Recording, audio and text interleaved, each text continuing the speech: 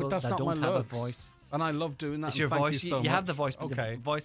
So who would be the top three? Right. Let's throw some names in. You got you, me. No, there's not me. You have. Let's see, Daniel O'Donnell, Eric Roberts. Who else? Michael Murphy. Girls like Eric Roberts. He's Michael handsome man. Murphy. Donegal Daddy might be in there. Yeah. Who else? There's loads, isn't there? No, let's do a list. The top three. Top three. Who's the top three handsomest men in Donegal? I would say your boy. What did you say? The boy that does social media. That guy. What do you? Eric Roberts. He'd be number one. I would say. Really? Yeah, I think so.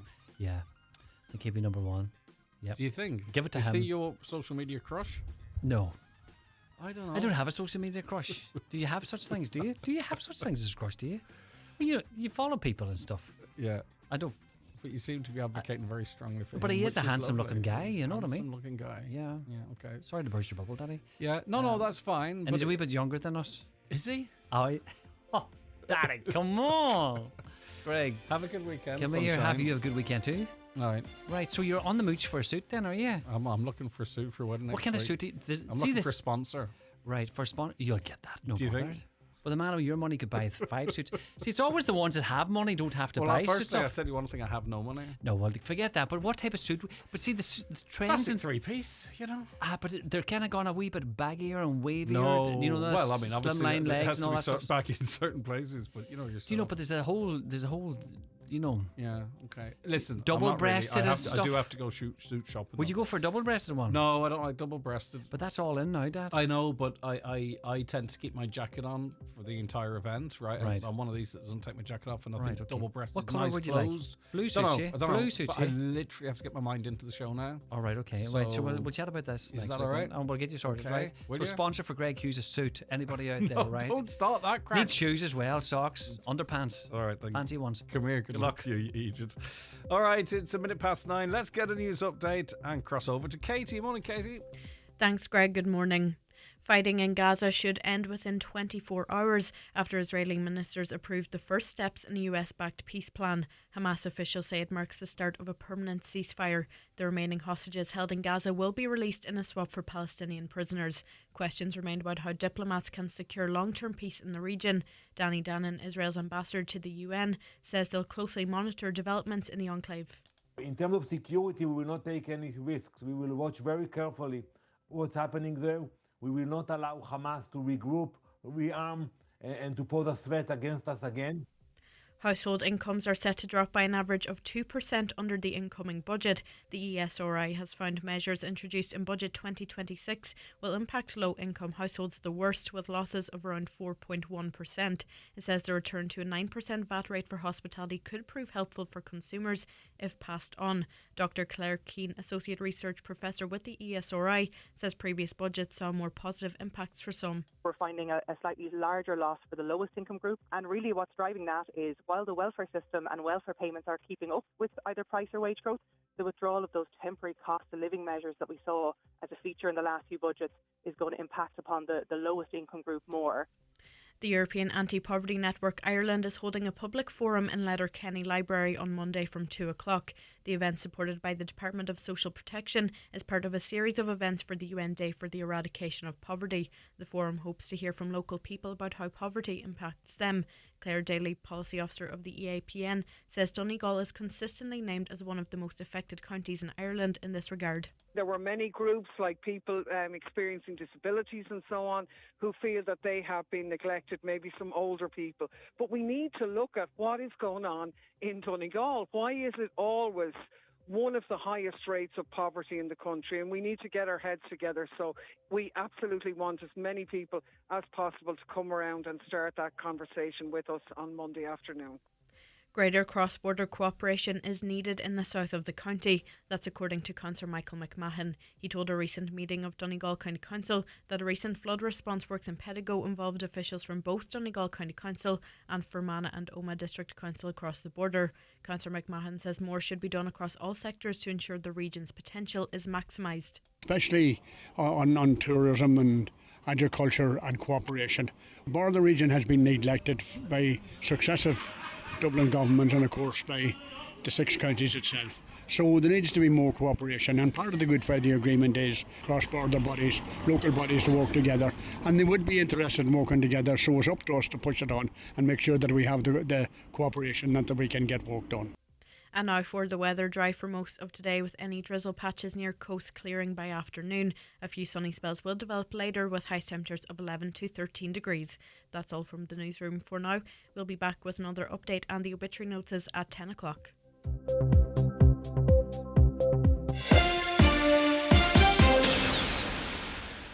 Your personal best. What does that really mean? Smashing records? Beating others? Not really. At VHI, we say it's more important to feel your personal best by looking after your mental health or catching up with friends. Parkrun with VHI is a fun, free way to feel your personal best every single week. Find out more at vhi.ie/running. VHI, because your health means everything. And now, it's time for the talk of the Northwest, the 9 to Noon Show with Greg Hughes on Highland Radio. Hello, good morning. You're very welcome along to the 9 till noon show. Last one of the week. It's Friday the 10th of October and it's 5 minutes past 9. I hope you're very well indeed, and we've got a busy 3 hours for you, as we always do, with lots of different stuff on the programme. Our first hour, as it is a Friday, dedicated to the views of 3 guests discussing and debating some of the big stories of the day and indeed the week. I'll introduce them to you shortly. Just want to invite you to get involved in the conversation, and WhatsApps and texts come into us on 086 60 25,000. If you want to give us a call, of course, 074 91 25,000, or email, if that's your thing, comments@highlandradio.com. Of course, you can always watch the show if you're at home on your smart TV or your Fire Stick, on the YouTube app and across our Facebook pages and on the X platform. Let's say good morning to Paddy Rooney, Chair of Friends of Letterkenny University Hospital. Good morning, Paddy. Good morning, Greg. Thank you so Morning, much guys. for joining us as always. Thomas Pringle, former independent deputy, and pretty busy since, it has to be said. Good morning, Thomas. Morning, Greg. How are you? Very good. Thanks for joining us. Ben Harkin is Chair of Ógra Fianna Fáil in Donegal and an author as well. Well done, Ben. Good morning to you. Thank you, Greg. Thanks very much for having me. Lots to get through. I suppose we should start with the big news breaking overnight. Israeli Prime Minister Benjamin Netanyahu's office has confirmed that the government had approved the framework of a hostage release deal with Hamas as both sides edged closer to ending more than 2 years of hostilities in Gaza. Considering the unresolved Phase 2 issues like Hamas's disarmament, the timeline for a full Israeli troop withdrawal, the future governance and reconstruction of Gaza, and the need for mutual trust, what are the primary challenges, do you think, to the Trump-brokered Israel-Hamas ceasefire deal leading to a durable and lasting peace in the Middle East, Ben? Yeah, so firstly, the main problem is that the bombing was supposed to stop as soon as the Israeli government agreed to a ceasefire. That hasn't happened. The reporting at the minute from the BBC is that there's still bombing going on. Some of the Israeli army has withdrawn and started to withdraw. In other areas, it hasn't. There's still armoured vehicles and that left. So that's the main issue. When the bombing stops, there's then 3 days for Hamas to release the hostages. So I think that that's going to be a very tense 3 days. And then as well, you know, the Israeli army are withdrawing to agreed lines. They're going to withdraw then to, I think, 40% of control and then back to 15%, you know, of control. So a very, very long way to go before there's any sign of an enduring peace, especially when we see the Israeli National Security Minister is very much against this, has said that the government could collapse over this deal if it doesn't work out. So we're a very long way, I think, from seeing an enduring peace. Hopefully we'll get it. We need to get it, but we're a long way from it yet. Thomas, once the hostages who should never have been held are returned back to the Israelis, what is to stop Israel, you know, either false flags or genuine encroachments or whatever it might be, and saying, right now we go in and we finish the job? There's a lot of trust has to be put in the Israeli government and indeed Donald Trump, and I wonder how trusting the people of Gaza might actually be in that regard. Not that we've heard anything from them, really. They've been the quiet voice in all of these negotiations. Well, you can't hear from the people of Gaza anyway because it's very difficult to actually try and get any comments from them. I mean, I think that's you hit the nail on the head there, too, Greg. You know, once the hostages are released and the hostages are handed over, what's to stop the Israelis then just doing what they want to do? And unfortunately, we've been here before where there was a previous peace agreement last year, which was breached within a matter of weeks, and the war continued on. So I would like to think that it would be peace, but I don't think I would be very wary of saying it is going to be at this stage. I think it's very one-sided, and I think that the Americans have shown that they are party to the conflict, and they're not actually peace brokers. So we'll just have to wait and see what happens. Hopefully, the killing will stop, and the Israelis will stop slaughtering people in Gaza. But I just wouldn't be that well confident at the moment. Yeah, and that's based on looking backwards. But I suppose to look forward, maybe the pressure was on in Israel. Enough is enough. Maybe there's a broader Middle Eastern plan that can, suit everybody. Maybe there's more to play for in terms of a broader peace, especially if there's business opportunities in the redevelopment of Gaza. I'm trying to put a positive swing on it, but I mean business opportunities at Trump Towers on the beaches of Gaza. I mean, that's what the people of Palestine can look forward to, and the people of Gaza can look forward to. That, to me, isn't a peaceful resolution. And it wouldn't inspire confidence when you see that Trump is recommending Tony Blair to be the head of this body that's going to look after the peace. Who's Tony Blair, who was actually putting forward the Gaza plan and the plan for Trump Towers originally. So I mean, and we talk about peace and stuff like that there, but yet all European governments, including our own, are facilitating the Israelis in carrying out the slaughter and allowing the transport of war materials to Israel. So there's not much sign of peace, unfortunately, and we need to. I think governments need to listen to their own people and actually have a just and fair peace, and hopefully that'll come, but I just wouldn't be that confident at the moment. Paddy Rooney, what's your views? Well, it took 4 years after the IRA ceasefire in August 1994 before the Good Friday Agreement was signed, and there was a lot of blips and slips along the way. So it would be an extraordinary thing if an intractable problem like this, with so much bitterness in it, that things can be resolved very, very quickly. I mean, Thomas is right anyway that the whole peace deal it's very one-sided and it's very unfair because Hamas are either they've been given an ultimatum or they have agreed to A, disarm, B, leave, and C, not be part of any future administration, which here we are now, outside countries are telling the Palestinians about who they are, who should govern them, that they can't decide that themselves. Israel, I can't ever imagine a situation where Israel are actually going to pull their army out. I know Ben gave percentages there about the Israeli army, about where they should be pulling back to. I think I read somewhere last night about 53% of the land space of Gaza that Israel will have a military presence in there for some time until there is some kind of a peace deal. It would be an extraordinary thing if it would hold. Because Ben did make the point about the Israeli government here. There is a sizable chunk of that government who don't actually want this peace deal. Well, they're on the brink. The further on the right are on the brink. So if there's any indication that Hamas is on the rise or active or has any influence, there are those within the government that have threatened that that's the red line. They will take the government down. So it's a very fragile piece for the Israeli government as well. Absolutely. And remember, you don't need an army of 5,000 people or soldiers within Hamas to create some kind of an incident. It's as little as about 4 or 5 people can do that.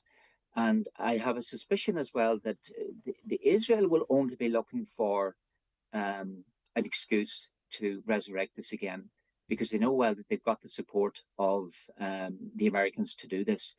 And the Arab world seems completely neutered on this, and they're very, very silent on this. I mean, they haven't played a very high profile in this over the last 2 years.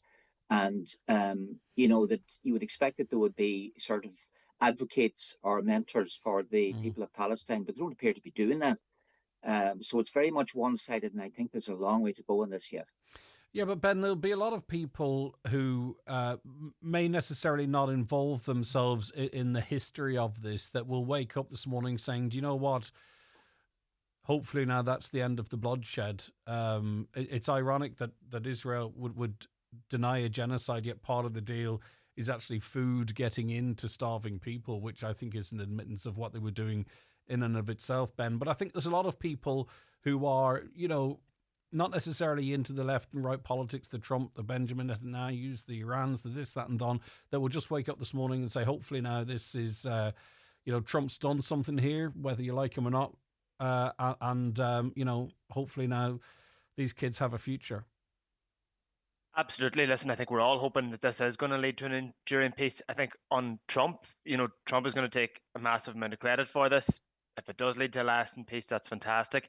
It has to be acknowledged, his role in sort of, standing with the Israeli army the whole time. He moved the US embassy in Israel to Jerusalem. He stood with Israel when they but took he over did the inherit this mess to some extent, though, didn't he? And he has brought it to hopefully, seemingly a resolution. Hopefully he has, but I just think that when we look back in the context of this entire conflict as well, that, Trump does have his role in how far that he stood with Israel. Like I say, hopefully this is going to lead to a peace. Benjamin Netanyahu, I suppose, because of his own political issues in Israel, needs this government to last, as long as possible. So it's whether or not this government is willing to stand behind it, the Israeli government is willing to stand behind this peace deal, is going to be the problem. You would have no praise for Trump in this process, Thomas? No, I don't think that Trump is an honest broker in relation to the peace deal. And while he talks about peace, the Americans are continuing to arm the Israelis to the teeth. And and the peace could have been delivered to the Middle East at any stage over the last number of years by simply turning off the flow of weapons to the Israelis. And and if you were concerned about the slaughter of Palestinians, that's what would be done. Indeed, what should be done by many European governments as well, to ensure that peace would be delivered. Well, that's if we choose a side. We could turn off the flow of weapons into Ukraine, and whether we like how that might conclude, it would conclude one way or other. But the reality is that we have chosen a side by the fact that we continue to arm Israel and to allow them to continue a genocide in Gaza, and that's the reality of the situation. So the European Union, European governments, indeed our own government, the Americans are all complicit in this, and we have chosen that, whereas the people have chosen a different option and have pushed the governments to ensure that there would be a difference carried out there, and that's the reality of the situation. This could have been stopped at any time over the last couple of years, and unfortunately, I hope that at the end of it. But that being said, and I know we can go into the history of it and all, but you saying this could have been stopped in a moment, Thomas, but that doesn't factor into the fact that there are others around Israel that would also like to see it eliminated, and that Hamas would probably have felt empowered to rearm and continue their attacks as well. Like, I'm not trying to play this down the middle just for the sake of playing it down the middle, but that is the truth. If Israel had not done what they'd done, what was to come in terms of further attacks on their country? There's no justification for what they did do, but we can't sort of completely eliminate that from the conversation either. But you have justified it, Greg, just by what you're saying there, that, if Israel didn't do what they did, what else would have happened? No, because obviously the response was completely disproportionate. I'm not in any way justifying what went on thereafter, but my point is it's not like Israel stopped what they're doing and then just everyone got on with their life, because there still, would be an active conflict there. Yeah, an active conflict has been fostered by Israel for the last 40, 50 years. This wasn't the first attack by Israel on Gaza. This is actually, I think, the fourth intifada that has taken place since 2000.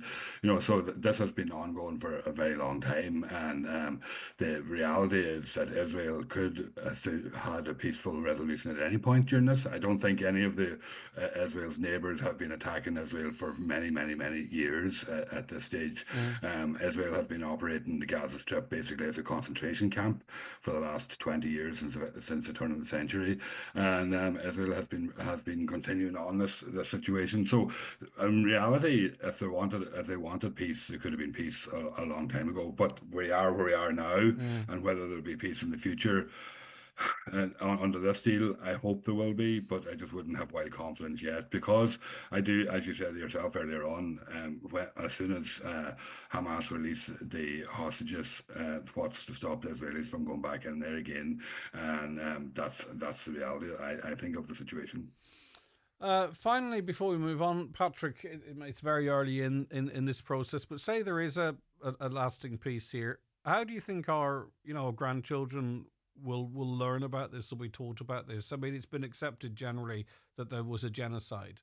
It's been accepted generally there was a man-made famine, and also 60, 70, 80,000 people murdered. How do you think history will reflect on it?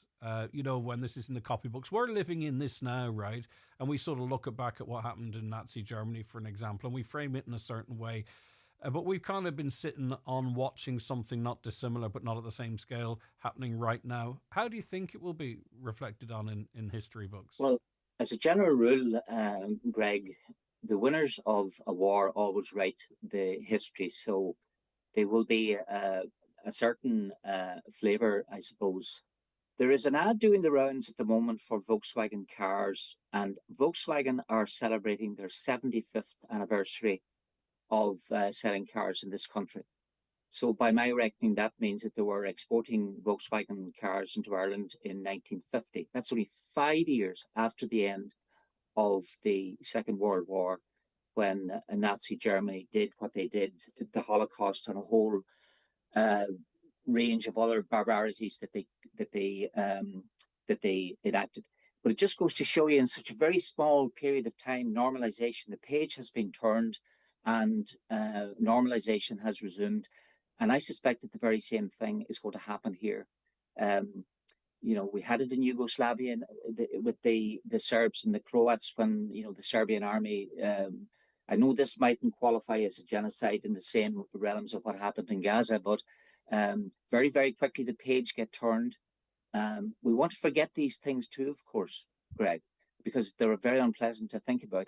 And the next thing is then when you turn the page, there's a new conflict. I still think I think there's still a general hangover for Germany, if we could put it like that. You would have much of their culture, much of their architecture was wiped from the face of the earth. A lot of music that you go and try and find German traditional music from a certain time over in Germany, they're still too embarrassed to sort of back it and play because of its association. I do take your point, but I do think the impacts of what they did still do to, and do you know what? There's much of East Germany aren't really that don't regret the past too much either. Okay, listen, we'll get more from our guests after these. Newspapers are kindly supplied by Cosgrove Centra, Mountaintop Letterkenny. Now with the new look Mountaintop Diner. The 9 till noon show is brought to you by Letterkenny Credit Union, with monster loans available up to €60,000 for all occasions. Visit letterkennycu.ie. Attention students, TFI Local Link bus services, available nationwide, can connect you to a wide range of colleges all year round. Save up to 50% on cash fares when you use your TFI Young Adult or Student Leap Card. For route and timetable information, visit transportforireland.ie. We're Transport for Ireland. We're transport for you. As a parent, you always remember the little things, but don't forget the bigger ones. When it comes to child safeguarding, do you know who to speak to in your child's school and clubs? Under Children First, all organisations working with children and young people need to have strong measures in place to safeguard children. To learn more about Children First, visit gov.ie/Children First. We were all children once. Now, we are children first. Brought to you by the Government of Ireland. At Foy's, with expert teams in both Letterkenny and Ballybuffet, we deliver professional interior design and colour consultations for both residential and commercial projects. Whether it's a cosy living room or a full renovation, we offer personalised design advice and premium paint choices tailored to your style.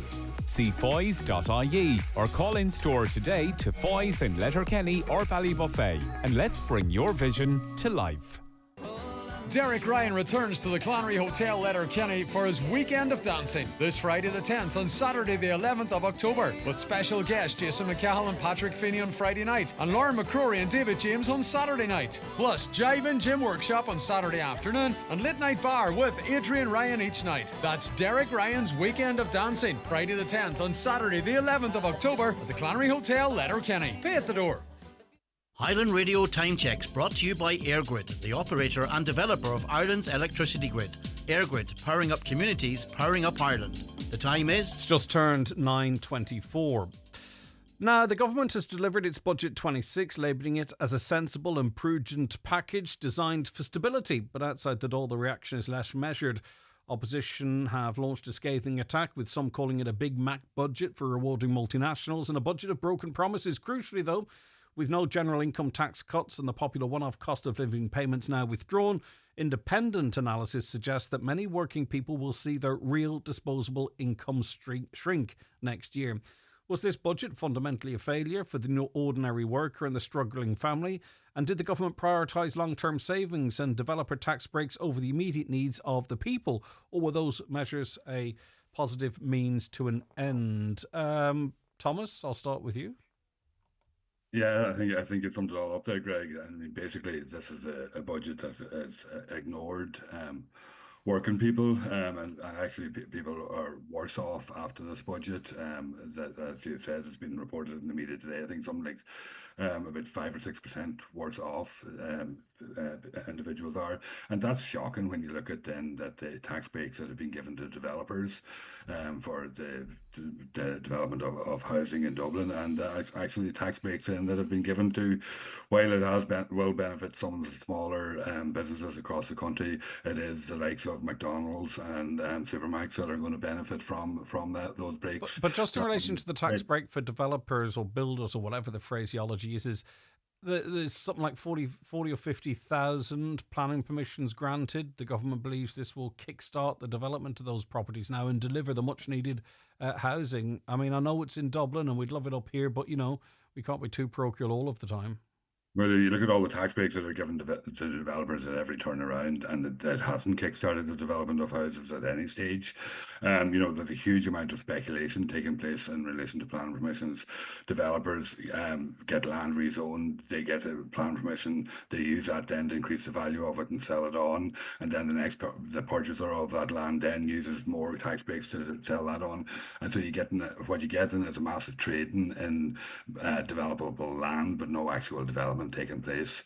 And you know, it's clear that the government's policy in relation to housing has failed and failed utterly, when you see that the homelessness figures across the country and the amount of people that are in need of housing. And what we need to do is a complete rethink and a focusing of policy to actually the delivery of houses rather than the delivery of profit to developers. And yeah, but you always will need a bit of public-private partnership in these developments of this scale.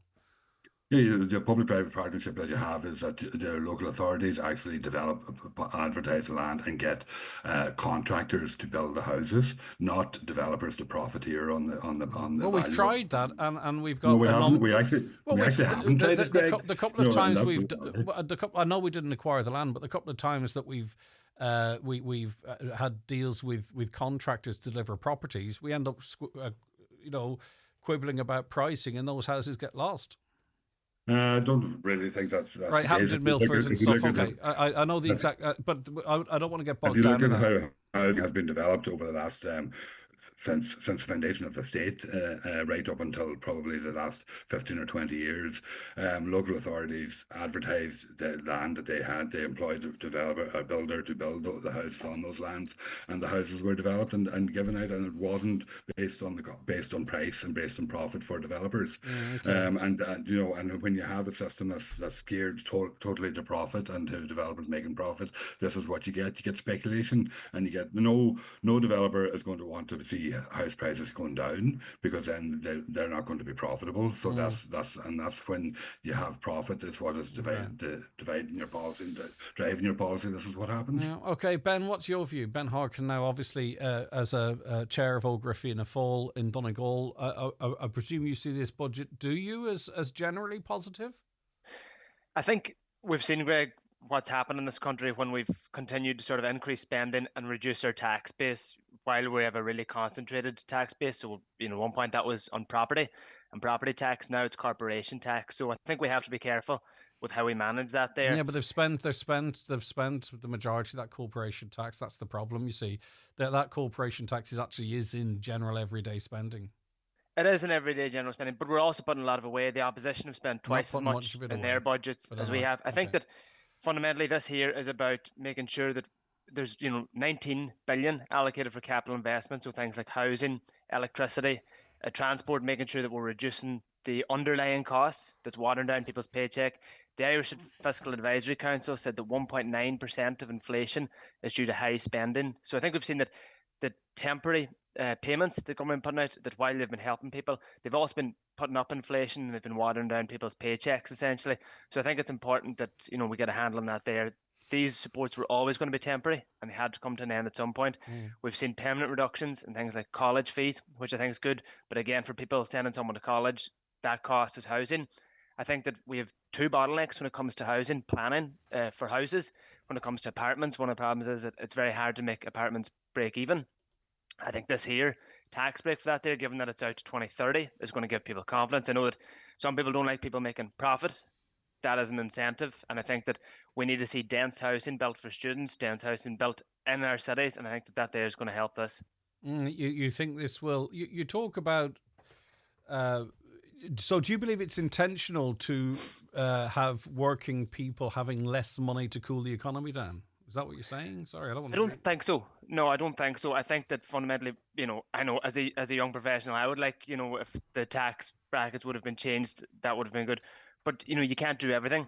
You have to make choices. This was a choice that the government made. Well, that's exactly what we're debating, the choices, Ben. The idea is that this here is making sure that the economy is stable, that the tax base isn't been watered down. Is it a clever use of money? Say, for instance, I think McDonald's made close on €50 million profits last year in Ireland alone. It's a very small market. That they are now going to get this massive tax break. Could we not have? I know people are going to say, well, VAT and EU and rules and all that kind of stuff, but there surely could have been a more nuanced approach to help the small and medium business without literally shoveling cash into the pockets of KFC, Burger King, McDonald's, and all the other multinational food outlets. Yeah, I think it would have been good if it could have been targeted. I think that once you start to target things, it becomes harder and harder to implement them. You do have EU rules to try and deal with. I think things like McDonald's not there. The entire still hiring a lot sorry, of people, Ben, I don't want to be arguing, but the entire VAT reduction is targeting business. It's targeting food and it's targeting hairdressing. So that is a targeting measure. It's just not.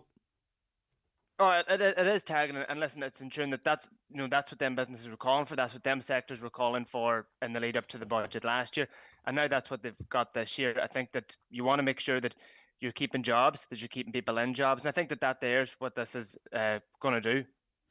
Do you think it will deliver housing, student accommodation, roads, and investment into Donegal this budget? I think it's delivering a commitment to that there. Delivery is the hard part. And like I said before, and we've discussed this when I've been on the show before, that the bottleneck for it is that we've seen before money been committed. And the problem is getting it through the planning, getting it then actually built. You need a pipeline. It's very difficult to just start building an awful lot of houses. But I think we're seeing an increase. And I think that now we're starting to get there. And this is a commitment. Mm-hmm. Paddy Rooney? I think the reason why so many people, Greg, feel worse off now as a result of the budget is down to inflation. So the fact that their wages aren't going to go or their income isn't going to go as far as it had done previously. I mean, if you look at I'm right in saying that the increase in old age pensions in this budget was €10 per head. Mm-hmm. My wife and I were out socially on Tuesday evening, and Mary bought a bottle of Diet Coke, or a glass of Diet Coke, a medium glass of Diet Coke, and it cost €3.75. So the increase, the much lauded increase in the pension wouldn't buy you 3 glasses of Coke, right? And by the time we get to March and April of next year, that income actually will count for a lot less than that. Richard Kern wrote a good article in The Independent a couple of weeks ago before the budget, and he said that the single biggest driver to inflation in this country was government policy.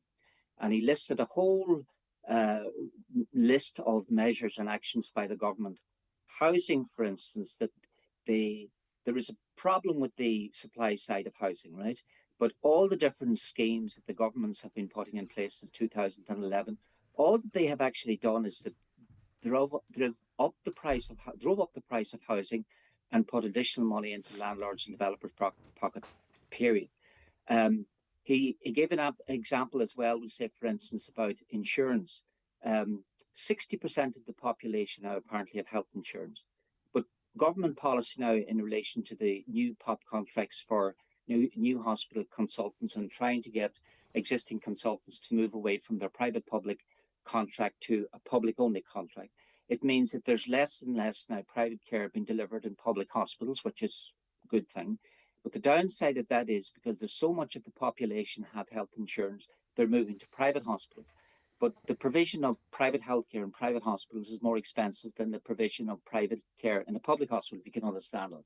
So that's why the health insurance is going through the roof. I mean, I filed my returns for the local property tax yesterday to find out, hey, presto, they're gone up as well. So everything, a lot of government policy in relation to this is driving things up. He had a scary figure as well, I think, before the budget of 2019. That was the one immediate before the COVID epidemic outbreak in 2020. That the spend by the government that year, 2019, was 44 billion. Pascal Donohoe announced measures on Tuesday for 108 billion.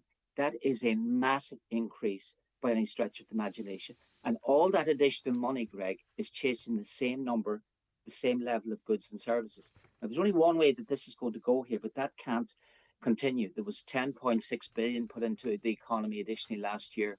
This is supposed to be a more measured affair, but we find out that it's about 9.3. And so if you have a situation where you have more and more money chasing the same number of goods, it's inevitable how that's going to go, and it's going to be inflation. And every single cost of living measure that the government do, whether it's public service pay or social welfare increases or whatever it is, the level of inflation is just but at least though, at least with widening tax bands, you can catch up with it, or you can keep pace with it. You might not advance, but certainly you can try and stand still. The way it is now is that what many people working aren't. But there's a lot of stuff that's not addressed. Like I still haven't had a legitimate explanation ever to me about why we have the highest electricity rates in Europe. Yet we seem to be talking mostly about wind farms and solar and all this type of stuff. So what is that? Is that the levy on that food inflation running over at over 5%? Yet all the companies are making massive profits. The cost of insurance, car insurance, when car insurance companies are making record profits again, as we know, ESB and other electricity companies making record profits. The environment seems to be very favourable to people who are rich or are in big business or supplying core services. And yet we're spending more money to make the general population poorer. I can't figure that. I'm not even close to an accountant. And I don't think anything I've said there could actually be contested by Micheál Martin. I've not said anything anti-government or anything shocking there. I've just kind of laid out a few, as I would see them, as obvious facts. Well, you see, Greg, that governments are supposed to be like our parents. They're supposed to give us what we need rather than what we want, okay? But there was a famous US economist called Thomas Sowell, and he had a saying one time that the first rule of economics is that resources are finite, but the demands on those resources are infinite. Okay. And he went on to say that the first rule of politics is to disregard the first rule of economics. Okay. Because one of the things we're becoming very Americanized in this country, because way back, Thomas was a public representative himself, so he'll know this, that, you know, things like professional lobbyists, and we didn't have that to a greater or lesser degree in this country, but we do have it now. Because be under no illusion, Greg, that the VAT on food and hospitality, the reduction, that's come about as a direct result of professional lobbying. Well, can I add to that too? Because I might be overly cynical, but I cannot imagine there wasn't a meeting somewhere where builders or developers or whatever they're called said, see those 40,000 apartments that you've got planning for, we aren't going to touch them. Because even the government can see this is not about affordability, it's about profitability. It's not about affordability for people buying houses, it's profitability for those that might build them. So I can't imagine that there's this vacuum of space whereby these builders and developers didn't say to the government, those 40,000, we'll let them slide, we don't care, unless you put more money in our pockets. So, Greg, if I could come in there, just yes, you made please. a point there about energy, you know, and how we have the highest energy costs, and that there affects everybody. That affects, you know, the person with their take-home pay, paying their electricity bill, the house. It affects the business, paying their rate. There's a couple of problems in that there. We're at the end of a pipeline when it comes to natural gas, and that there, that's a significant problem. So we're paying the most expensive prices for it. The day-ahead price is often set by the natural gas. We're also letting a lot of energy go to waste. I've discussed this before with you, but energy in Donegal, energy along the west of Ireland is going to waste because we can't transport it. In this budget, there's money being invested in improving this infrastructure and making sure that the energy in Donegal isn't going to waste, and making sure that that cheap energy that's developed right along the west of Ireland can be used in the grid and bringing down the cost. It's not cheap energy. We actually said we'll pay you the exact same as we pay for coal-fired energy for your wind energy, and we're still doing it. It's not cheap energy. It's costing us an absolute fortune. And the reality is, Greg, that when we had a single energy supplier in the ESB, we had the second cheapest electricity in Europe. But European law and the Irish government decided that we had to have competition in the market. So the view was that electricity was too cheap to have competition. So they set out about increasing the cost of electricity to the end user to make it more attractive to get companies in to actually compete in the marketplace. And that is what has happened. Where we were in a situation where we had cheap electricity, we've now created a system where we have expensive electricity so that the market can compete and make profits. At the time, we had cheap electricity compared to Europe because our economy was one of the worst in Europe.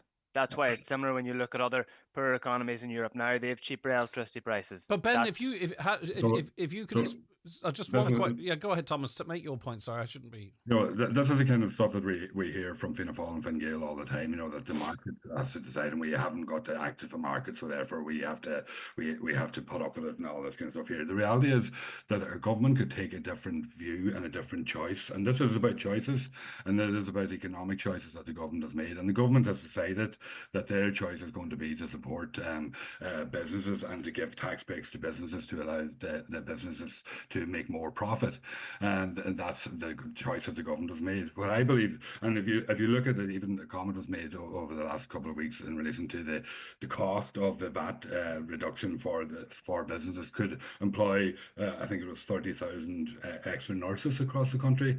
What would the spending power of 30,000 extra nurses employed across the country mean for those small businesses that need it? And that would actually. With that being said, there has been a retraction. There has been a lot of hospitality businesses closing, and there's been a retraction in the amount of people employed in them.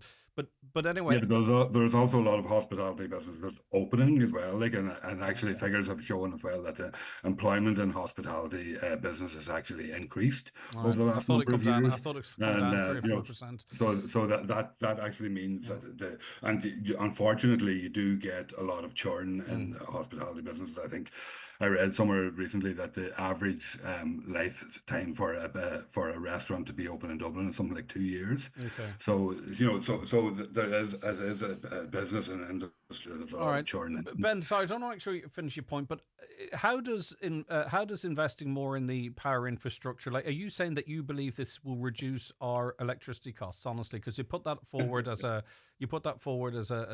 solution. Do you actually think that spending 1.52 billion euro on the electricity infrastructure that we're paying for the most part, we're paying for all of it actually, will reduce prices? If you have one farm, say along the west of Ireland, and it can't generate because there's nowhere to move the electricity, then that cheap electricity, even if you don't want to say it isn't cheap, it's just electricity, isn't being used at all. That generator isn't making any money. So what they're going to do is when they're selling their electricity the next day, when they're selling the electricity when they can use it, they're going to put up their price because they're trying to make back their investment. That's what happens. So if you can actually use that electricity all the time, it's an option to store this power, though. I mean, have we so you can do two things. You can either our entire use it right landscape.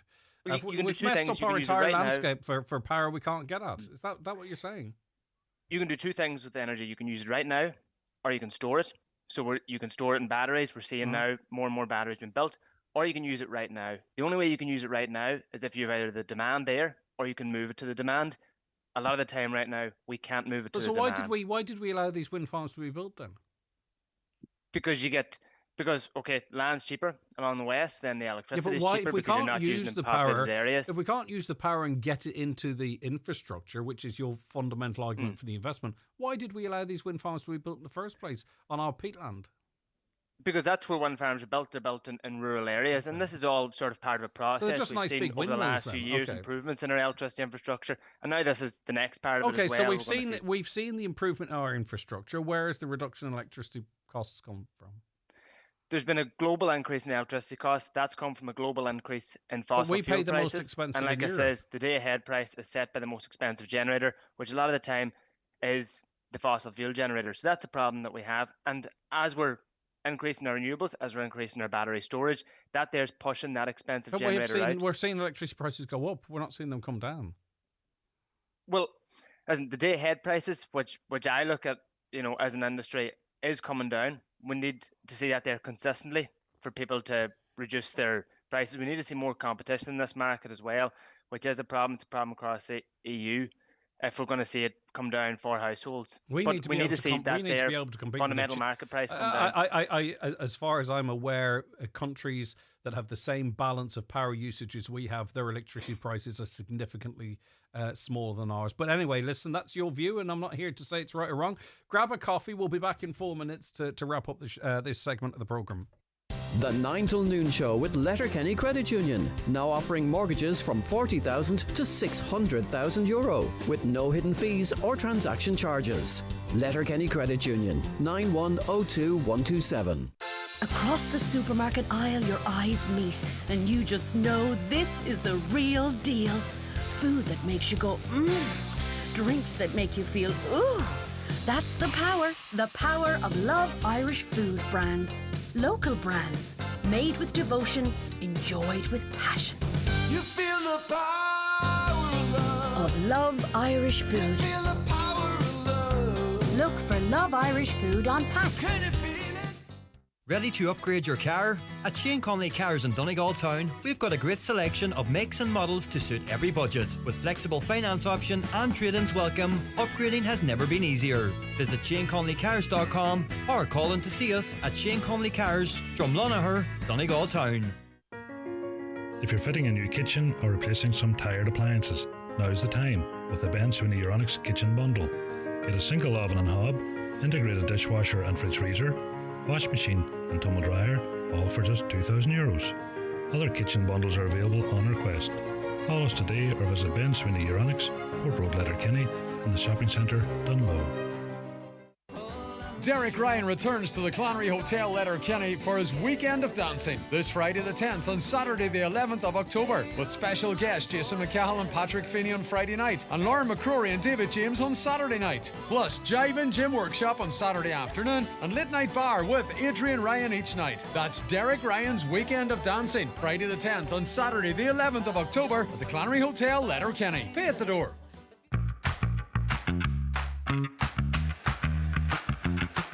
You want a little treat but not chocolate or gelato? Check out this coffee that we made called Bravato. Sit and sip it slowly, or if you're in a rush, it tastes as good on foot or while you wait for the bus. Deliciously different. Get your new favorite cup. If you want some roasted goodness, come hit us up. Your taste buds have voted. They want a flavor that's goated. They are ready to thrive. Now Bravato's arrived. Deliciously different. Find your nearest store at bravado.com. The 9 till noon show is brought to you by Letterkenny Credit Union. Digital loans now available. Apply online or via our app today and get your loan transferred directly to your current account. Here at Braden's House to Home Interiors, Moville and Bridgend, we stock recliner and fabric suites, dining tables and chairs, beds and mattresses, curtains and rugs, and don't forget our large flooring department stocking carpet, vinyl and laminate flooring. We can't be beaten on price or quality and give a weekly delivery service to Donegal, Derry and Strabane, not to be matched. So call in today to Braden's House to Home Interiors, Moville or Bridgend for all your home furnishing needs. If you need an eye test, look no further than Louis Walsh Opticians. Letterkenny's longest established opticians are delighted to welcome patients new and old to their state-of-the-art practice in the Courtyard Shopping Centre. Their latest technology includes a 3D OCT retinal camera which assesses the health of your eyes in minutes. Private, medical card and PRSI patients welcome. Call 91 21000 to arrange your eye test. Louis Walsh Opticians, Letterkenny. Your vision, our focus. It's Cabaret 25 at Harvey's Point. We start again on Wednesday, September the 3rd, and every Wednesday until November the 5th. An amazing lineup of stars, gourmet food, the warmest of welcomes, and all in the beautiful surrounds of Harvey's Point on Lough Esk, Donegal Town. Book today 074 972 2208 or harveyspoint.com. The Harvey's Point Cabaret, a night not to be missed. Carndonagh and Letterkenny Gaels are gearing up for this Saturday's Donegal Junior A Football Championship final. The winners will also be elevated to the intermediate ranks next season. Join the Highland team at the O'Donnell Park for full live match commentary from the 4 p.m. throw-in. Highland's coverage of the Donegal Junior Final between Carndonagh and Letterkenny Gaels is in association with Doherty's SuperValue Carndonagh, backing grassroots GAA, local clubs, families and strong community spirit. Darren knows these roads. He knows every turn, every tree, every person's house. He knows when he wants to put his foot down. But here's something he doesn't know. He doesn't know that Jim is searching for his phone and has taken his eye off the road, just around the corner ahead. Darren doesn't know this. But they're both about to find out very quickly. Even if you know the road, you don't know what's coming. Say no to speeding. A message from the Road Safety Authority. Visit rsa.ie. Highland Radio weather updates with McElhinney's. It's time to save on autumn essentials with our coats and boots promotion. Spend €100 on women's, men's or kids' coats and boots for 10% off. Offer available for a limited time only. Shop in store or online at mcelhinneys.com today. Dry for most of the day with any drizzle patches near coast clearing by afternoon. A sunny day, well, a few sunny spells at least. Temperatures 11 to 13 degrees. This hour frustratingly short. But we've time for our last item. And following the shock withdrawal of Jim Gavin, the presidential contest is now a binary choice. Fine Gael's former minister Heather Humphreys against independent left-leaning Catherine Connolly. Paddy Rooney, does this simplify the election into a clear political battle between the establishment and the anti-establishment left? And how do you think Jim Gavin's votes, which will still be counted, and he could still blummin' win the thing, ultimately, how do you think his transfers, if they come into play, will determine the winner? Well, I suppose Micheál Martin has had a lot of OBRIM tossed on his shoulders now as a result of Jim Gavin's withdrawal, but this may well not be the end of this, Greg, and that this could descend into complete farce altogether if Jim Gavin actually ends up getting a sizable vote. It's highly unlikely that he's going to win this, but if he did, we would have something akin to a constitutional crisis here, because I presume he would have to, or he doesn't want the job now, so he would have to resign or withdraw from or whatever. But it's looking like that. The most recent presidential debate on the radio, RT1 radio yesterday, is coming across that way. Heather Humphreys is becoming much more, I think, aggressive in the way she's challenging Catherine Connolly, and she is sort of not sort of, but standing up for the government. And Catherine Connolly seems to be attacking the government all the time now. So it is. It does have the appearance now of the establishment versus the disestablished candidates, whatever is the right word for it. So we'll see how it plays out. But people will be hoping that Jim Gavin has gone away here and gone away properly. Who do you think will win? He hasn't gone away, if you know what I mean. Who do you think will win?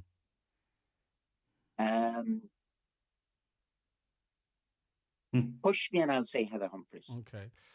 But it wouldn't surprise me if Catherine Connolly would. I wouldn't have to push Thomas Pringle too hard to get Heather, to get Catherine Connolly's voice name out of his mouth.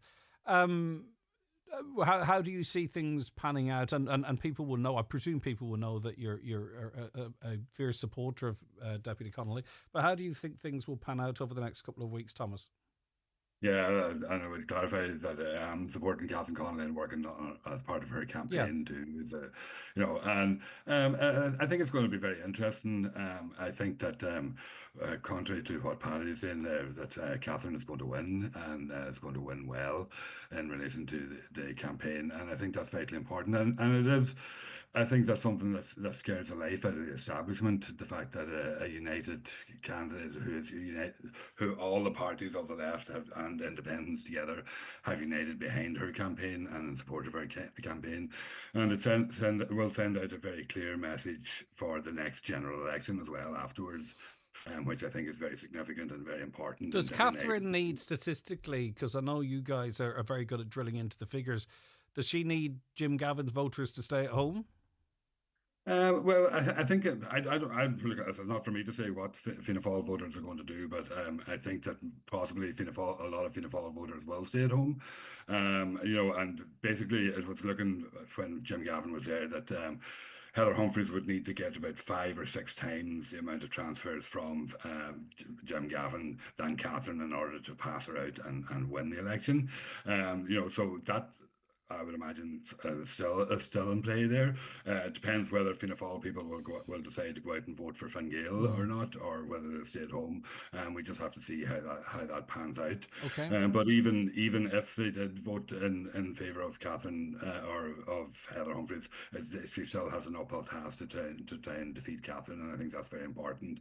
And I think it gives an opportunity for a very historic result to take place here and leading into the general election, and which could really change how this country works. Yeah, Ben, what's your view? Well, Jim Gavin, I suppose, was on 15%, in the last poll. So, the undecideds in that poll was on 35%. So there's, I suppose, significantly more room in that than even there was in Jim Gavin. So I'd have to agree. I think probably people will end up staying at home. I do think that this election has sort of failed to inspire people. I think the highlight for a lot of people has been Catherine Connolly doing Kiki ups, so it hasn't really, I think, caught the attention. I think it's going to be a very low turnout. People that are sort of already planning on going out to vote before the election. But no, it's very hard to call. It's going to be that undecided more than it's going to be the Jim Gavin vote that's going to decide it. Just one question I'll throw out to the three is see the media coverage of this. Is it completely and utterly only focused on trying to get people out of this race, be Catherine Connolly asking her hypothetical questions or Heather Humphreys trying to extrapolate some links to something or other? And, obviously worthwhile exposing some of the problems with Jim Gavin. But I'm looking through the newspapers and it seems every single journalist, all they're interested in doing is not actually relating info, but is to actually getting someone out of this race or getting the next award. Am I being unfair there, or does it seem particularly nasty from a journalistic perspective this year?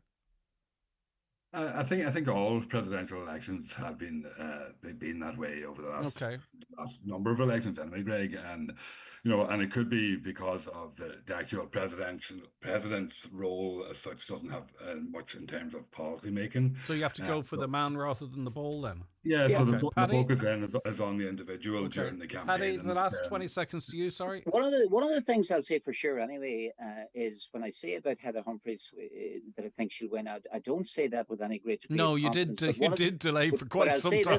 But I'll say this though. I think that Catherine Connolly is much more in control of her own destiny than Heather Humphreys is in control of hers. If Catherine can curb, some of the wee bit of slips or uncertainties around employing a rapist or, referring to But the that's the Germans question. being That's cats, like asking. if That's she like. can watch But that. that question was strange. That's like asking the boss of a company if he ever assaulted his wife, and the answer is yes, I did, or he denied that he did. It's a loaded question. It's a completely hypothetical question. That's the kind of question. It's like saying if someone came into your house and was about to kill your child, would you shoot them? You know what I mean? It's just is that what it's descended to? And there's other silly questions that have been asked of other candidates as well. I don't understand that question. No, but no, anyway. no, neither do I. Because it's very unfair. Right, Paddy, I wish I had another hour. We'll chat to you really soon. Thanks so very much Okay. indeed. Paddy Thanks, Rooney, look after yourself. Thomas, always good to have you on the show. Thank you. Good, I Greg. appreciate it. And Ben, well done. Sterling defence of Fianna Fáil government policy. Not easy, I suppose, but thank you very I do my much best. indeed. Thanks for that. very You much. did, and Great you to did have all me. right. Take care of yourself. All right, that was the first hour of the show. Thanks for all your comments. I'll be getting to as many of those as I possibly can over the next couple of hours. If you're going through a difficult time, you're not alone. There are now more mental health support services available for men. These include free counselling sessions, in person or online, as well as confidential phone support, available 7 days a week. Getting support can make a real difference to you and your loved ones. To find out more about the full range of free services available, visit yourmentalhealth.ie/men. From the HSE. It's October, and you know what that means. It's time for the annual Oktoberfest sale at Easy Living Furniture. Celebrate in style with huge reductions on old apartments. From plush sofas and dreamy mattresses to eye-catching dining sets and stylish accessories. We have everything to make your home feel autumn ready. Shop the Oktoberfest sale, exclusive to Easy Living Furniture. Crescent Link Retail Park, Derry, Londonderry. Don't miss out on the sale of the season. Your local civil defence is now recruiting volunteers. Train in search and rescue, boating, medical response, communications, catering and more. Learning skills that could help build your career. Anyone over 18 can apply to join, and every county has its own civil defence unit. Make lasting friendships while learning essential skills that can save lives. For more information on how to join, go to civildefence.ie/join. Autumn is alive with a kaleidoscope of colour, nature and adventure at National Trust NI. Unwind and relax with a crunchy leaf walk through Rowellan Garden. Sample the finest seasonal food at Florence Court's Harvest Fair. Gaze into the majestic mirror-like lake at Mount Stewart. And breathe in the beautiful garden at Castle Ward. Or delight with frightful fun on one of our trails this Halloween half-term. Come along and make wonderful memories this autumn. Search National Trust NI today. McGowan Hearing, one of the longest established audiologists in the Northwest, now have weekly clinics in Letterkenny, Buncrana and Carndonagh. Book your free hearing aid consultation at one of these clinics or with audiologist Darren McGowan in your own home. Call 07191 00208 or visit mcgowanhearing.com. The 9 till noon show with Letterkenny Credit Union. Simplify your debts with a debt consolidation loan from Letterkenny Credit Union. Call us on 074 910 2126 or apply online via our app or in office today. Live, on air, online and on the Highland Radio app. This is Highland Radio News. Good morning, it's Katie Gillen with the news at 10 o'clock. A man has been arrested following a fire at a house at Loughnmuir this morning. Criminal damage was caused to a van and car parked at the house in the area at approximately 5:10. A man aged in his 30s has been arrested in connection with the investigation and is being detained at a station in the northwest. Gardaí say investigations are ongoing. The Israeli government has approved the US-backed peace plan for Gaza, which will see fighting end in the territory and all hostages released within days. Donald Trump says they'll be freed on either Monday or Tuesday, followed by the release of around 2,000 Palestinian prisoners. Both sides have also agreed to increase humanitarian aid to the Strip up to 600 vehicles a day. Dr. Halima Begum from Oxfam is cautiously optimistic, but doesn't underestimate the scale of rebuilding Gaza. Not just the aid side, but to get the economy going. That's how you rebuild homes, and also to think about the decimated healthcare sector, right? We need to get gazas, doctors, medics working again. Household incomes are set to drop by an average of 2% under the incoming budget. The ESRI has found measures introduced in Budget 2026 will impact low-income households the worst, with losses of around 4.1%. It says the return to a 9% VAT rate for hospitality could prove helpful for consumers if passed on. Dr. Claire Keane, Associate Research Professor with the ESRI, says previous budgets saw more positive impacts for some. We're finding a slightly larger loss for the lowest income group, and really what's driving that is while the welfare system and welfare payments are keeping up with either price or wage growth, the withdrawal of those temporary cost of living measures that we saw as a feature in the last few budgets is going to impact upon the lowest income group more. Presidential candidate Heather Humphreys says she plans to visit Donegal to brush up on her Irish if elected. The presidential candidate was the Minister for the Gaeltacht in 2014, despite not fluently speaking the language. However, speaking on RT's Drive Time yesterday in the first head-to-head presidential debate, Ms Humphreys said she did attend the Gaeltacht in Donegal and pledged to return if elected to reinforce her confidence in speaking Gaeilge. She also praised her successor as Minister of the Gaeltacht, Joe McHugh, a former Donegal deputy, in learning the language. Gardaí in Donegal are marking World Mental Health Day. They're urging people to reach out for support if they need it. People can reach them at their Garda stations in Letterkenny, Buncrana, Ballyshannon and Milford, or via 999 or 112. They say nobody should suffer in silence and that they are always there to help, to listen and to offer support. Malin Parish has announced plans to establish a first responders group. The initiative is run by volunteers and will help the ambulance service and provide support in medical emergencies. A public meeting is being held on Monday, October 20th at 8 o'clock in the Glengad Community Centre. People are being encouraged to attend to learn how to get involved in the initiative. Greater cross-border cooperation is needed in the south of the county. That's according to Councillor Michael McMahon. He told a recent meeting of Donegal County Council that a recent flood response works in Pedigo involved officials from both Donegal County Council and Fermanagh and Omagh District Council across the border. Councillor McMahon says sectarian politics shouldn't play a factor in the development of Donegal's infrastructure. Part of the Good Friday Agreement is cross-border bodies, local bodies to work together, and they would be interested in working together, so it's up to us to push it on and make sure that we have the cooperation and that we can get work done. The unionists, would be holding up certain aspects of it, all right, but it's up to us, to show why we need this cooperation, and it's up to us to show what we need done, We can't be allowing unionism or any sectarian politics to stop progress in Donegal, because it's very important. And now for the weather. Dry for most of today with any drizzle patches near coast clearing by the afternoon. A few sunny spells will develop later with high temperatures of 11 to 13 degrees. That's all from the newsroom for now. We will be back with the headlines at 11 o'clock.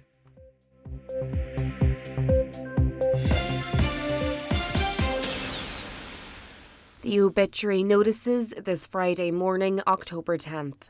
The death has taken place of Dominic Dim McGinley, Ohalati, Carrigart.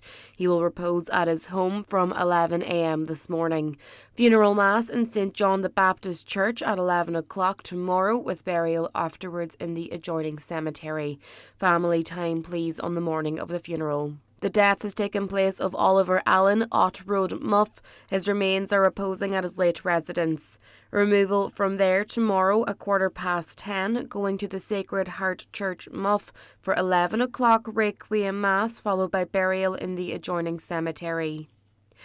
The death has taken place of Margaret Boner, née Forker, Anna Gray. Her remains are reposing at her home today from 12 noon.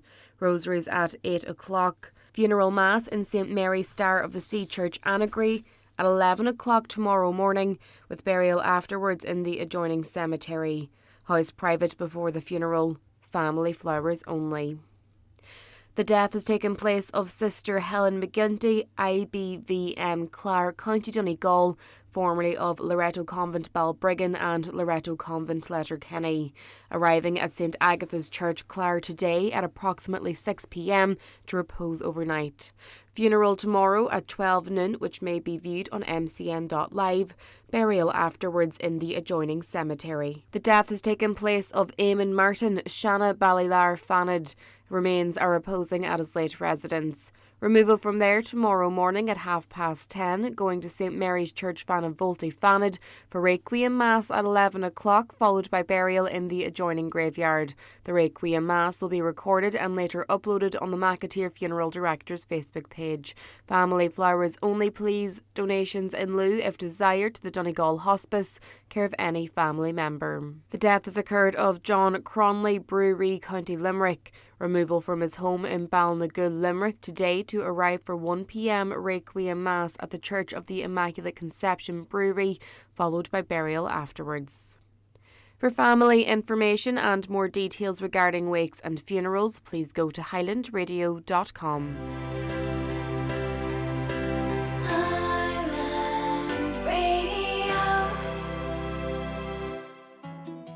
It's flu season, and children are twice as likely as adults to catch the flu, which can sometimes cause serious illness. That's why all children aged 2 to 17 can get their free nasal spray flu vaccine, a safe and effective way to protect them, and the rest of your family too. So make an appointment with your GP or pharmacist. Visit hsc.ie/flu for more information. From the HSC. You're very welcome back to the 9 till noon show. Thanks again to Ben, Paddy and Thomas for their contribution. I'll get to your contributions shortly. Just to give you an update on some news that's developing, Gardaí are investigating criminal damage by fire to a van and a car. They were parked at a house in Lochanlure in Dunanal at approximately 5:10 a.m. this morning. A man aged in his 30s has been arrested in connection with the investigation, has been detained at a station in the Garda Northwestern region under Section 4 of the Criminal Justice Act 1984. So in the Lochanlure area, a car and van damaged by fire in the early hours of this morning. A man in his 30s has been arrested and is currently in Garda custody. Hello, Greg. I think there should be an emergency cancellation of this election, the same as new law legislation was rushed into construction for COVID payments. It'll be a total waste of money if we need another election, or even if we as Irish people could use the gift God gave us to make the difference in humans and animals, the brain that can make a choice. Nobody should vote Jim Gavin now, as he has withdrawn. It's a common sense decision from Rosaleen. But you see, when you sort of start tinkering around with let's say there were 6 candidates and a popular candidate was taken out, for an example. Could we then say, quick, let's scrap it so we can get another popular candidate in? It just so happened there were three people contesting it, such is the system, or how the system threw it out, and it's down to 2. But as I say, if you start tinkering with that, then where does it end? I mean, there could have been 12 candidates and 2 pulled out. You go, right, we can't run it now. So it's a complicated one, Rosaleen. I'm not dismissing your point for a second, don't get me wrong. Just you wonder where it would go from there. Jim Gavin's votes could be crucial if he has a number of second votes on his ballot. Yeah, indeed. But I mean, what would motivate someone to vote for Jim Gavin now at this point? Maybe it might be that people felt he was treated unfairly, either by the media or by Fianna Fáil, and go, you know what, Jim's a decent fella, I'm going to vote for him. Let's not forget that obviously he would have been drawing a great deal of votes from the Dublin area and surrounds, given his sport and past. So maybe they might say, you know what he did wasn't a big deal. He shouldn't have been treated like that. I'm voting him for him anyway. There are those that might say, well, I'm going to vote for him. I don't support him, but if he wins and he resigns, we get another election and I can get such and such on the ballot paper. So there's actually quite a few reasons as to why people might vote for him. As it turns out, they probably won't, if the truth be told, because it's one thing saying you're going to do something, and there's another thing actually doing it. The same with spoiled votes. You know, you might say, put it on Facebook, I'm going to spoil my vote, but if it's a wet morning and you're going, right, am I really going to head down to the National School just to write another name or a scribble on my ballot paper? Someone else is going to do it. So we'll see. A caller says, sounds like Thomas Pringle has been having sleepless nights trying to comprehend how Donald Trump secured a deal. Did he not hear the Palestinian ambassador to Ireland praise Trump last night? The reason more wind farms are being built is because it's a gold mine for investors. Another, necessity for life should not be subject to competitive markets. We knew this until Reagan and Thatcher brainwashed everyone with neoliberalism. Return to Keynesian economics, spend money to make money, invest in the public, and it returns dividends in the future. The only reason neoliberalism has worked is because it leached from the foundations of what we already built. Exactly, Greg, you have hit the nail on the head there. It's all about helping the rich and ignoring the working class. Privatisation has caused the cost of energy, housing, health, etc. to be based on profit only. Another, can someone explain why 5 million is being spent on a walkway from Castlefin to Lifford, which only about 10 people will ever use? This country seems to have no idea about spending for real value and for purpose. Staying with the budget, tell your Fianna Fáil guests that they did not reduce college fees. They put them up €1,000 to reduce them by 500. As far as student accommodation is concerned, does he not know who's occupying it now? A budget for the wealthy, says a listener. But I mean, I suppose they introduced a temporary measure, got rid of the temporary measure and put in a permanent measure. So you can frame that one of two ways, I suppose. Another, this government did nothing for the common worker. Instead, they opted to support their wealthy contract friends in the building trade. Look at what the building boom did to Donegal. We now have houses falling down around us as suppliers and contractors took shortcuts for a fast turnover because of pressure to supply. Not least either, by the way, we had very little regulation or very little enforcement of that regulation as well. Good morning, Greg. What do you guys think about the 100 million for Irish racing and greyhound racing, while little or nothing for many others more in need? Only €10 for people on social welfare. That comes in from John. John, I didn't get to that because that hour goes so quick, and I wanted to start with the breaking news from overnight. But listen, I'm interested in your opinion. I mean, you know this, don't you? That everybody's opinion out there is as important as our Friday panel. And really, this whole show, 5 days a week, is the people's panel, so to speak. So always get your views in. And feel free to come on, as many of you do, and articulate it on the radio. We'd love a chat with you as well. Northern Ireland's Justice Minister Naomi Long had a mob turn up at her home on Wednesday. This type of protest is becoming ever common. While it's not acceptable, how else are disgruntled communities going to get their voices heard at the ballot box and stop necessarily voting down the same 2 or 3 lines? Find a candidate that's going to make changes, deselect them like that. That's democracy. Democracy isn't massed gangs at people's doors, is it? As a person on disability for the rest of my life, budget did nothing for me. I live at home. I don't get fuel allowance or anything else. The lump sum payment helped me in the past to make ends meet. I don't know what I'll do this year. I'm crippled with arthritis, unable to work. Carers got big payments, nothing for disability or disabled people that can help get them cowboys out, they say. Why doesn't Tom Pringle highlight the murders and atrocities taking place in Nigeria, where since 2010, 100,000 Christians have been killed, 12 million displaced by Islamic terrorist group Boko Haram? Why is no one talking about this? I personally am getting a little vexed at the coverage of pro-Palestinian protests who make no comment on the plight of persecuted Christians in Nigeria and elsewhere in the world. Seems that, Jim, I've found this frustrating myself. There's a terrible situation happening in Sudan at the moment. Those kids are important to me as the Palestinian kids.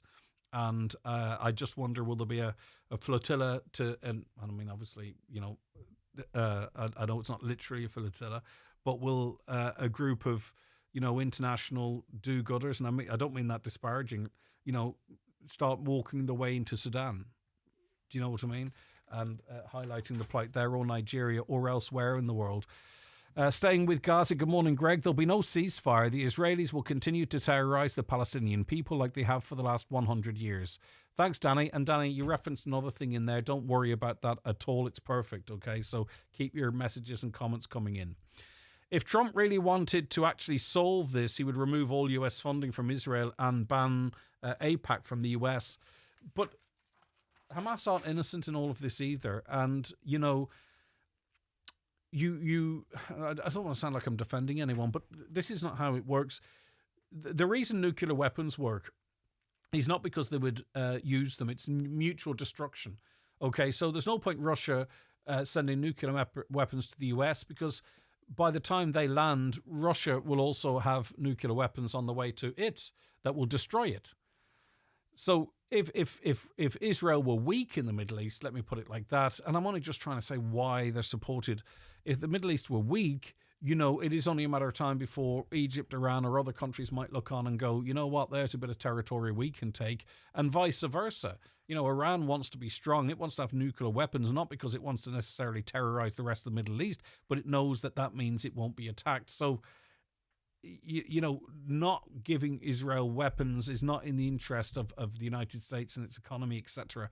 But facilitating what it's been doing, how can people sleep at night? And I doubt there's a place upstairs for them. Germany only learned its lesson from World War II because it was put in its place for what it did. That's not going to happen to Israel, unfortunately. Interesting comment there.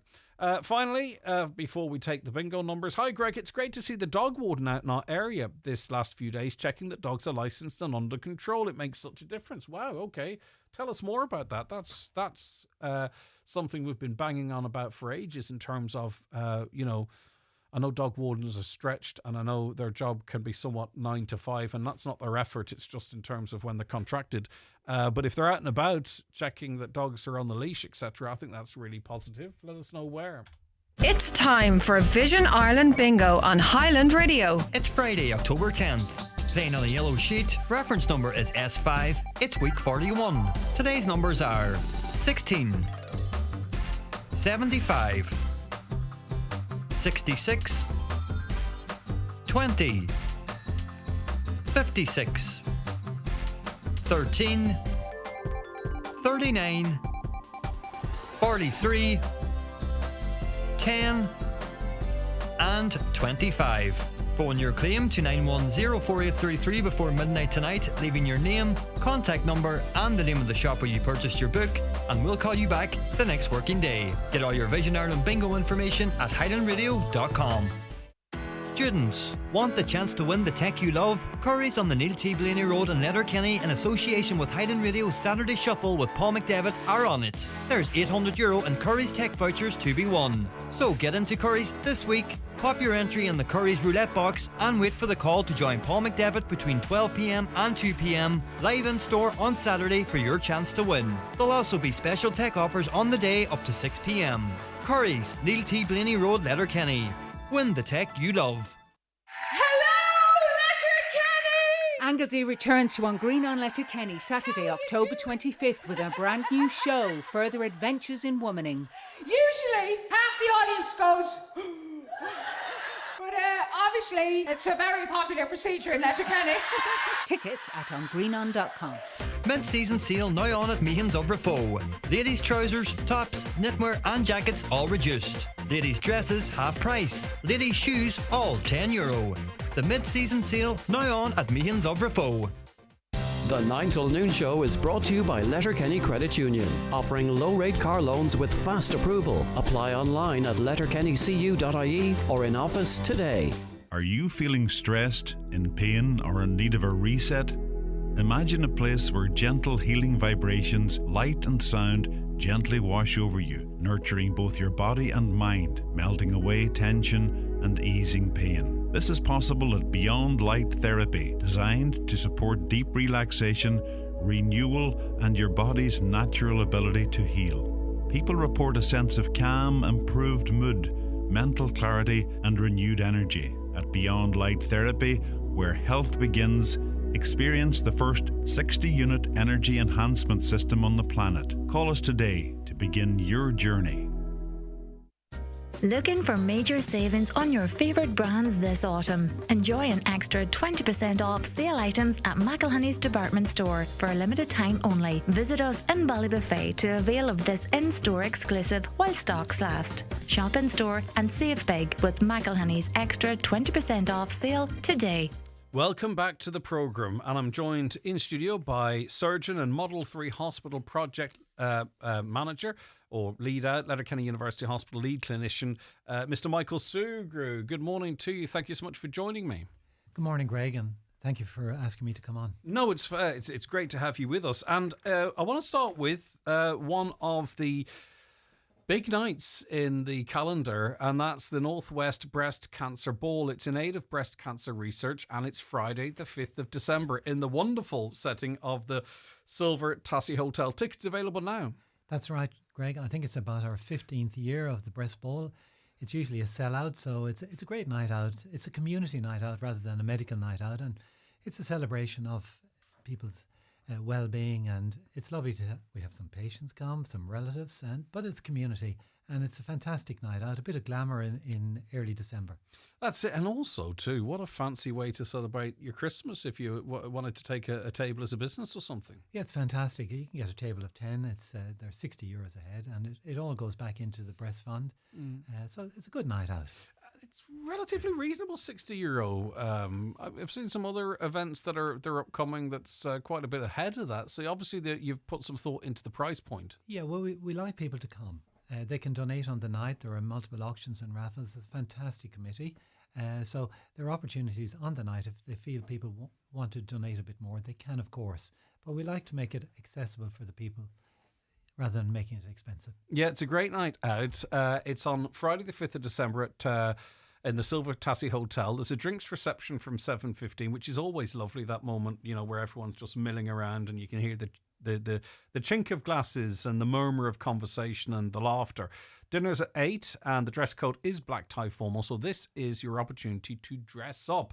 And there's great music on the night too, the Beefsteak Dancers. If you want to get your tickets and get in nice and early as well, if you want to go as a couple, or I presume this table, you accommodate people around the one table, right? Yes. 91256190, 07491256190.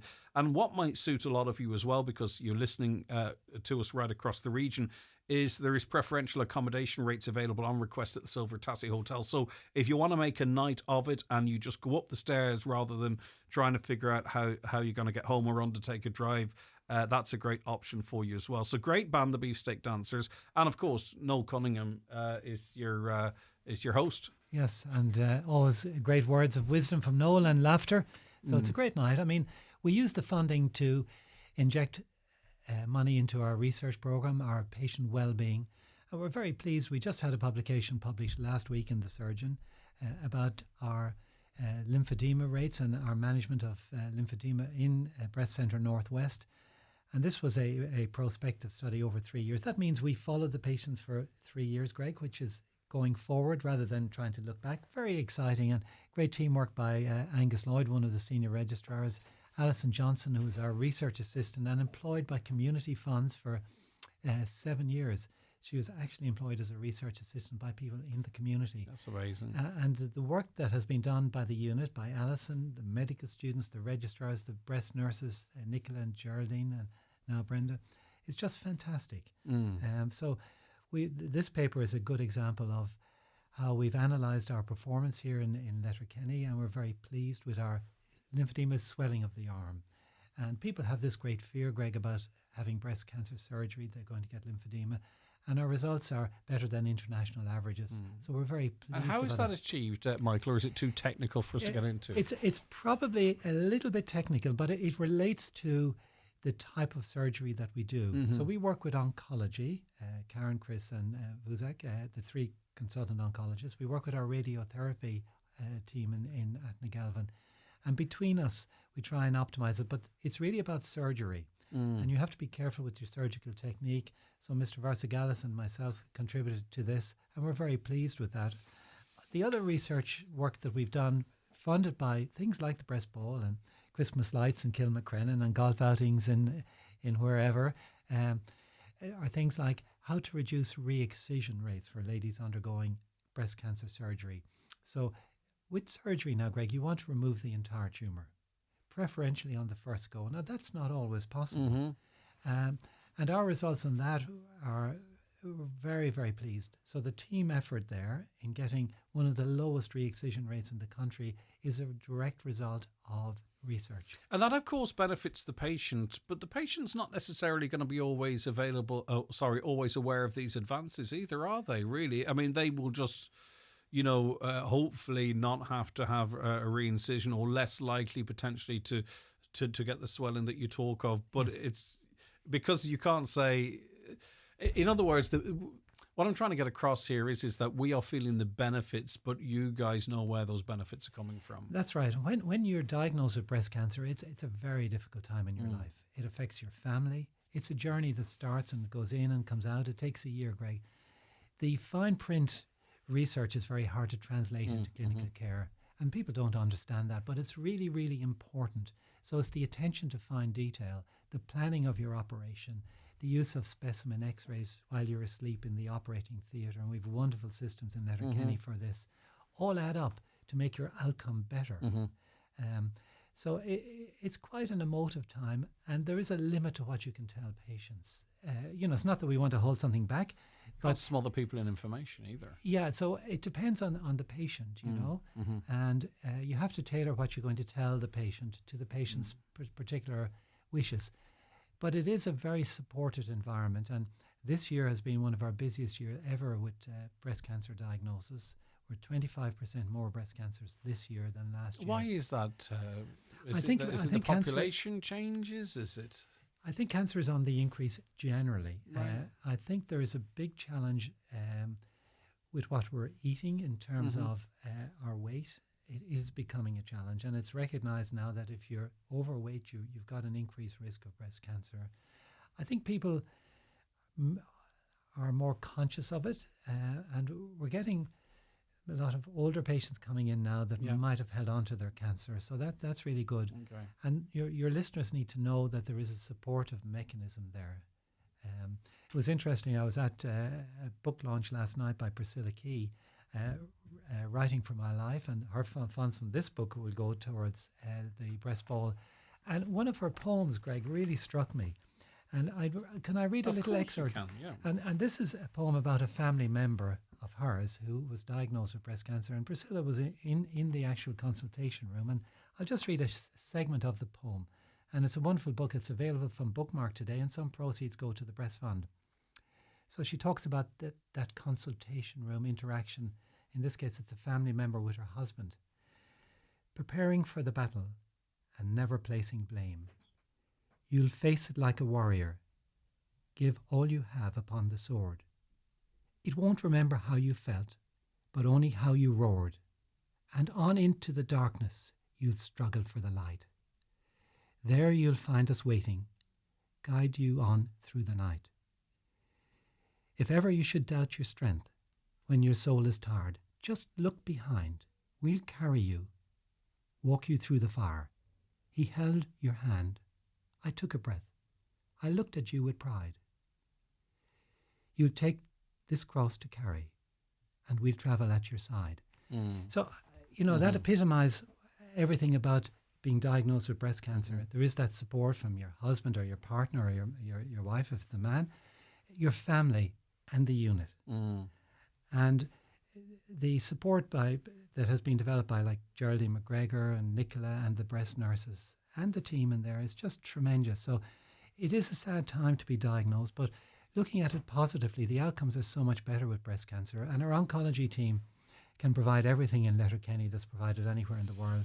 So this is really good for the people of the Northwest. I just want to just reverse a little bit and just to highlight the fact of something very important you said, especially given your knowledge of this, is that our lifestyle or how we look after ourselves can be one of the greatest preventers. In other words, what you're eating, your weight, and what have you.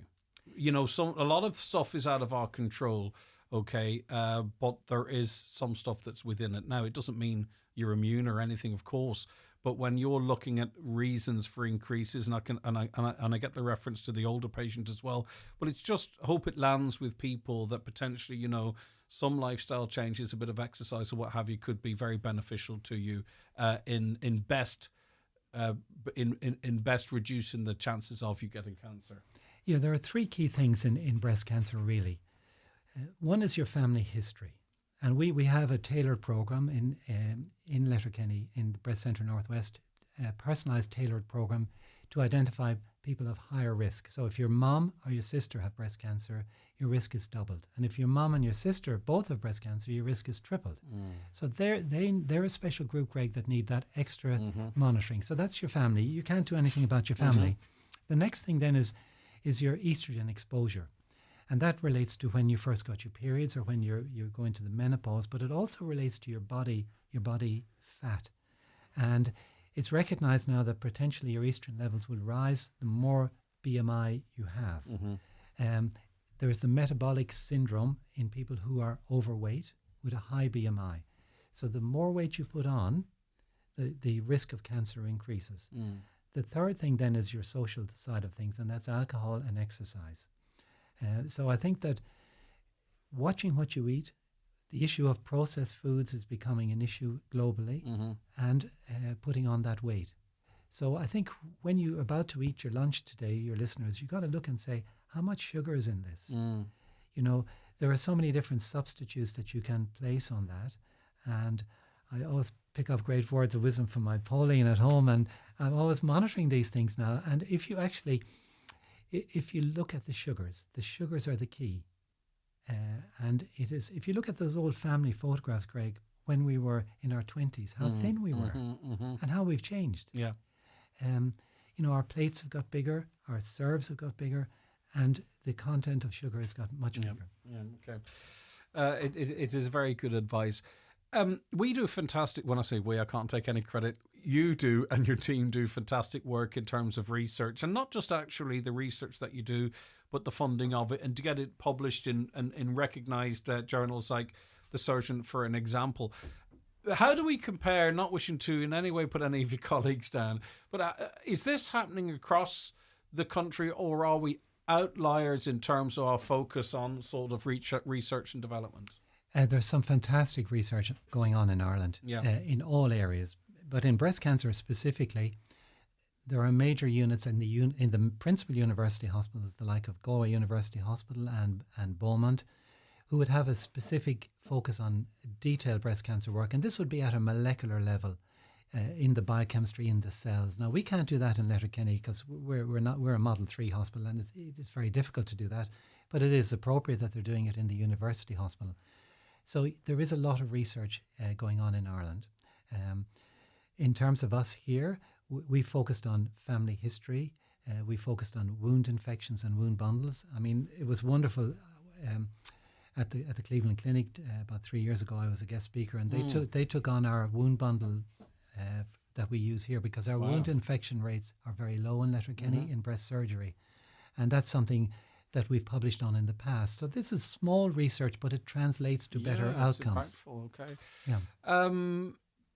In terms of the throughput of patients, is that remaining a challenge in terms of, I suppose, you able to perform the work and your colleagues able to perform the work in a timely fashion?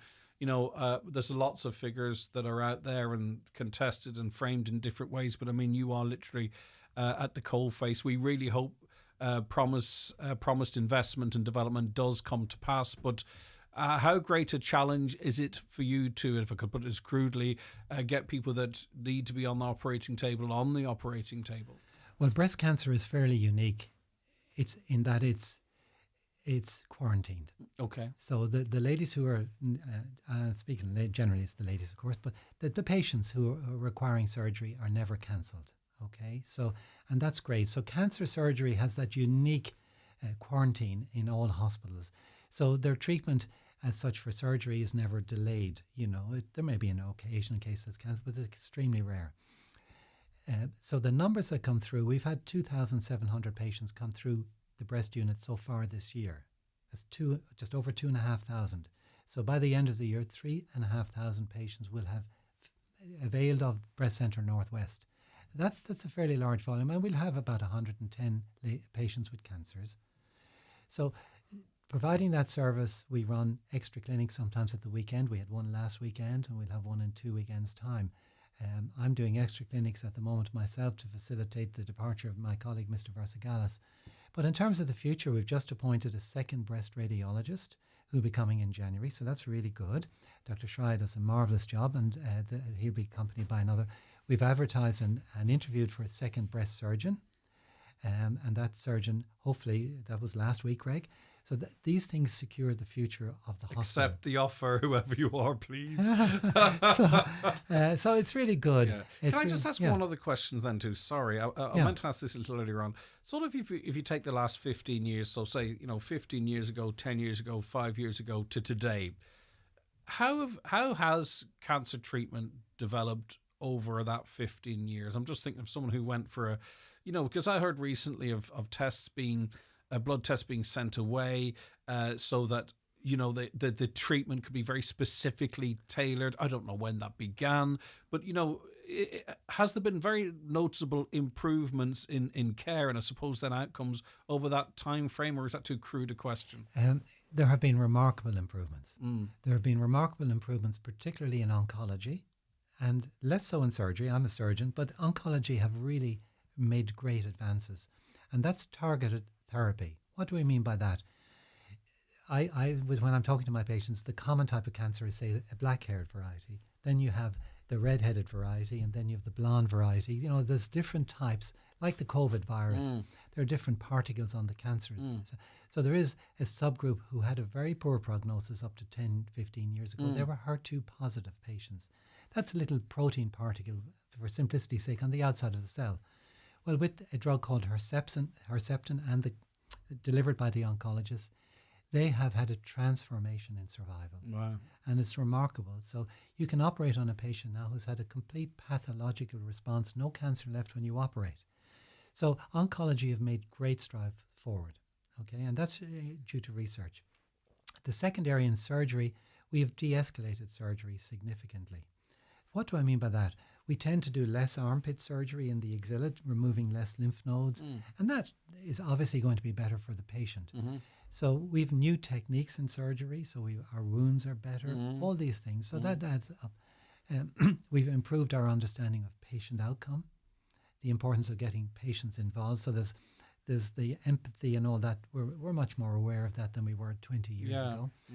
So less surgery, better oncology, and radiotherapy is now shortened. It used to be more 6 weeks, now it's a 3-week course generally, and sometimes it can be a 5-day course. They target the radiotherapy with computer AI. And, speaking of which, moving forward, for example, we currently want to buy an automated ultrasound machine, which is quite exciting, Greg. And this will allow a lady's breast to be automated ultrasound performed with AI analysis. And the money from last year's breast ball and many of the others is going to go to that. It's 185,000. And we have the money for that, and we're just waiting to go through the correct procurement process to ensure. I think we're going to be one of the first in the country to have Very this here. exciting. And this is all leading us back to exactly how this type of stuff can be done. It's through, as Michael mentioned, golfing events, other events, but also one of the flagship fundraisers is the Letterkenny University Hospital Northwest Breast Cancer Bowl. And I wanted to take the time to go through the importance of this type of fundraising. And you've heard from Michael literally how it has impacted and how it will impact it, not just notionally, but literally and physically. So, and the good thing is this is a great night out, right? So, Yes. All you're being asked to do is have a great night out. Yes. And the byproduct of that is that you help in this work. It's Friday the 5th of December 2025, the Silver Tassie Hotel Letterkenny. Drink receptions from 7:15, dinner at 8. The dress code is black tie formal. The beef steak dancers are providing the music, and Noel Cunningham is your host. And if you fancy to make an overnight out of it, and who's to say there might be a bit of space for a little romance, well, preferential accommodation rates are available on request at the Silver Tassie Hotel, and there's a guest of honour as well. Yes, Shay Given is our celebrity guest, and that's fantastic. I mean, a Donegal man we all love. So it is wonderful that he, in his busy schedule, will be joining us. So we've had some fantastic celebrity guests. And speaking of advance and developments, he's really come on in terms of becoming a pundit and all that type of stuff. He's become one of the key figures in it, which is brilliant to see. All right, so your tickets are available, by the way, from the Silver Tassie, 91-25619, or just Google it. But it's the Silver Tassie, 91-25619. If you look at events like this, the ticket is €60 for your meal, your entertainment, and it's actually very, very, it's very competitive. But the money goes towards the amazing work and acquisitions that you've heard Mr. Michael Sugrue talk of. Have we touched on anything, or is there anything else that is worth? I think there's a lot of positivity in the hospital, Greg, about the new developments that are going to happen, like the surgical hub, the oncology. I was pleased to hear, I wasn't expected to hear any advance at all on that for, yourself, the way it is. But at one of the more recent health meetings, things are moving forward. This is not a dust gatherer. No, this is a game changer for the hospital and the region, because our hospital needs that input from a funding point of view, from a manpower point of view, structure and training, and this is great. So this is good news moving forward, and we hope that it will happen quickly. Mm-hmm. Before you're replaced by a robot. Yes. or put in a box, a large 6-foot by a box. robot. Yeah. Okay. Well, God forbid any of that happens, but you just never blooming know.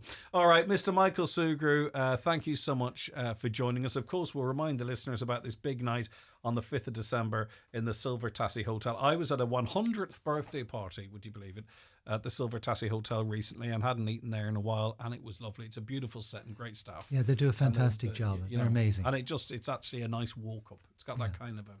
All right then. Right, Michael, thank you. Thank you so much, We'll Greg. be back with more after the break. The 9 till noon show is brought to you by Letterkenny Credit Union. Seasonal loans now available for Christmas. Apply online or via our app today and get your loan transferred directly to your current account. Joining Parkrun in partnership with VHI? If you're finding it hard to motivate yourself to go for a run, count down from 5 to 1. And at 1, take action. This trick distracts us from procrastinating. For more running tips and content from VHI, search VHI blog. If you are a victim or survivor of sexual violence, you do not need to suffer on your own. Help is available to you. We spoke to Niamh from the communications team in Coon about supports available to all victims of sexual violence. We want all victims and survivors of sexual violence to know that support is always here for them. You don't need to deal with this on your own, regardless of when it happened. If you are looking for help and support in relation to sexual violence, contact your local Sexual Violence Support Centre on 1800 448 844. There's a real autumn feel in Letterkenny. The perfect time to enjoy a coffee or explore your favourite shops. Discover more choice, more style and more to enjoy than ever before in Letterkenny. Brought to you by Shop LK. At iMotors, the road to 261 starts on the 16th of October. Join us for our open weekend, where we'll showcase the full Kia and Nissan lineup for 2026. On Saturday the 18th, grab a free DL burger on us. Any customer who pre-orders before the 23rd of December enters a chance to win €10,000. Exclusive at iMotors. Swing by our open weekend and drive into the new year in style. iMotors, fearless generation. You know the forecast will say dry, and it'll lash. You know the Lewis will be late. Again. You know that first coffee in the morning? Magic. And now with YouKnow Energy, you'll know what your bill's going to be before it lands. Our app gives you monthly predictions, daily updates, and shows you where you can save. That's being one step ahead. With YouKnow Energy, you just know. ROI only, 18 plus, T's and C's apply. See youknowenergy.ie. YouKnow Energy. Would you like to join Highland Radio's award-winning news and current affairs team? We're seeking a full-time journalist. The successful applicant will be integral to the delivery of local news and current affairs across our broadcast and digital platforms. The role is highly hands-on and requires a keen interest in the issues and people of our community. You can apply by forwarding your CV to Greg Hughes at highlandradio.com or by post to Head of News, Highland Radio, Mountaintop, Letterkenny, County Donegal. Applications close on Friday the 17th of October. The 9 till noon show is brought to you by Letterkenny Credit Union, with monster loans available up to €60,000 for all occasions. Visit letterkennycu.ie. Why wait till December? Get Christmas sorted early at Irwin Expert Electrical. The latest Apple and Samsung tech, a Sage coffee machine, even a Dyson or Shark hair care treat. Secure it now with our free Christmas club. Spread the cost, lock in the price, and we'll store it till you're ready. No stress, no panic, just smart shopping made easy. Irwin Expert Electrical, Letterkenny and Buncrana. Are you waking up grumpy? Aching? Oh. Or worse, you're walking into the wardrobe instead of the shower because you didn't sleep well. Ouch! You need a new mattress. Restex beds have the comfiest, dreamiest mattresses in Donegal. So good you'll snooze through your neighbour's lawnmower on a Saturday morning. Or that barking dog. You don't have to suffer another sleepless night. Call to Restex Beds, Mountaintop, Letterkenny. Restex Beds. leave the rest to us. Mary here from the cosmetic department at McGee's Chemist to let you know that Loncome have a great beauty gift available here this week. Buy 2 Loncome products, want to be skincare, and you'll get a free 7-piece gift of your choice of either Renergy or Hydrocent travel size creams and more iconic Loncome products. This offer is available until Saturday the 11th of October, or while stocks last. Some T's and C's apply. For any skincare advice, you can always talk to myself or any staff member here at McGee's Chemist, Main Street, Letterkenny. Bíonn sranga dó letrachas hartar de gúnaí, agus déitach se bheith contortach dal gardómh. Mar sin, chur ceistart féin. Bhfuil me cínte, go bhfuil se sábhailte? Bí a fear amach do ranga letrachas le stúas agus le stíos. Má bhíonn áras chur glíorn chian 8 náid 382 999. Seans go sábhaile se do bheatha. ESB Networks, bí sábhailte, fan gláán a ranga letrachas. Cooney's Home Interior's biggest ever floor clearance sale is now on, with huge savings across all departments, sofas, dining, bedroom. Stock must go to make way for Cooney's largest ever Christmas shop. Sofa sets from $12.99, complete bed from $4.99, table and chairs from $6.99. Thousands of euros to be saved, but hurry, the sale must end 12th of October. Cooney's Home Interior's Letterkenny Retail Park open 7 days. Highland Radio weather updates with McElhinney's. It's time to save on autumn essentials with our coats and boots promotion. Spend €100 on women's, men's or kids' coats and boots for 10% off. Offer available for a limited time only. Shop in store or online at mcelhinney's.com today. So dry for most of today, with any drizzle patches near coasts clearing by this afternoon. A few sunny spells will develop later, temperatures 11 to 13 degrees. I'm joined by Caroline McDade, chairperson of the Older Persons Council. Good morning, Caroline. Good morning, Greg. How are you getting on? Very well. Excited indeed. to be here? Very excited. Yeah. Before I even start, I'd like to wish everybody a happy Mental Health Day. Yes, of course, indeed. Critical. Yeah. Mairead Cranley, slightly less excited, but still the regional manager for Age Friendly Ireland. How are you getting on, Mairead? Good morning, Greg. I'm good. How are you? It's great to have you with us. I want to start with you, Caroline. The Donegal Older Persons Council, very, very important. But, you know, we talked a little off air, and I'm sure you might reference it now. We are moving to a point where we're going to have more and more older people, and it'll be interesting to see if we have councils named as they are, because, you know, more of the population will be sort of represented in these categories. But anyway, talk to us about the council. Okay, the council is a citizen-led forum that represents the voice of the older person in the community with the government and on the municipal district areas all throughout Ireland. I'm the council. At the moment, we have 200 members throughout Donegal. That's on the council level, and then we have an executive team that bring the actions of the council members to the county council through the Alliance. And the Alliance meets, I think, quarterly, Mairead, is it? Yeah, the Alliance meetings, they're held quarterly, 4 times in the year, yes. And we bring any issues that our members give to us to that seat of power, and we are the voice of older people on the council. And are a lot of those representations, are they very regional or local, or do they talk of things like, you know, maybe travel, access to services that sort of are more broader problems that are reflected across the country, Caroline? Well, personally, I'm really focused on Donegal, but you know, each executive committee throughout the country will be focused on their county, and then bring all that stuff to a national level, you know, through the Age Friendly programme, which Mairead can talk about, you know, later on. For example, last year in our AGM, we did research about what people were happy about and what they needed to change in their lives so that they could live more comfortably as they age. And the results we got from our questionnaire, we then made a report and brought that to the Alliance.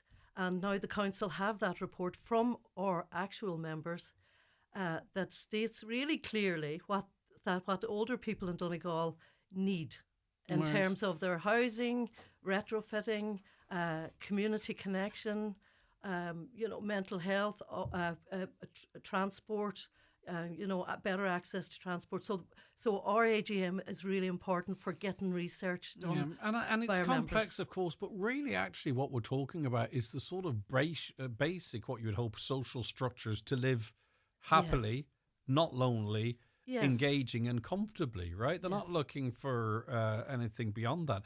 Mairead, how important is it, in getting this type of feedback directly from people? Because sometimes in this country we have a habit of talking about people and not to them, but this info comes from those representing the older person. Greg, it's just vital at the moment because, as you know, we've mentioned we've an ageing population coming our way, and the older people's councils have been, developed just to help the multi-agencies across the public sector to better their services and the way they deliver them and deliver them to the needs of the older person themselves, because our needs, not that far off the older person's council myself, but our needs are very different. I've already just said that to Caroline. Than the older person. Not about you, themselves.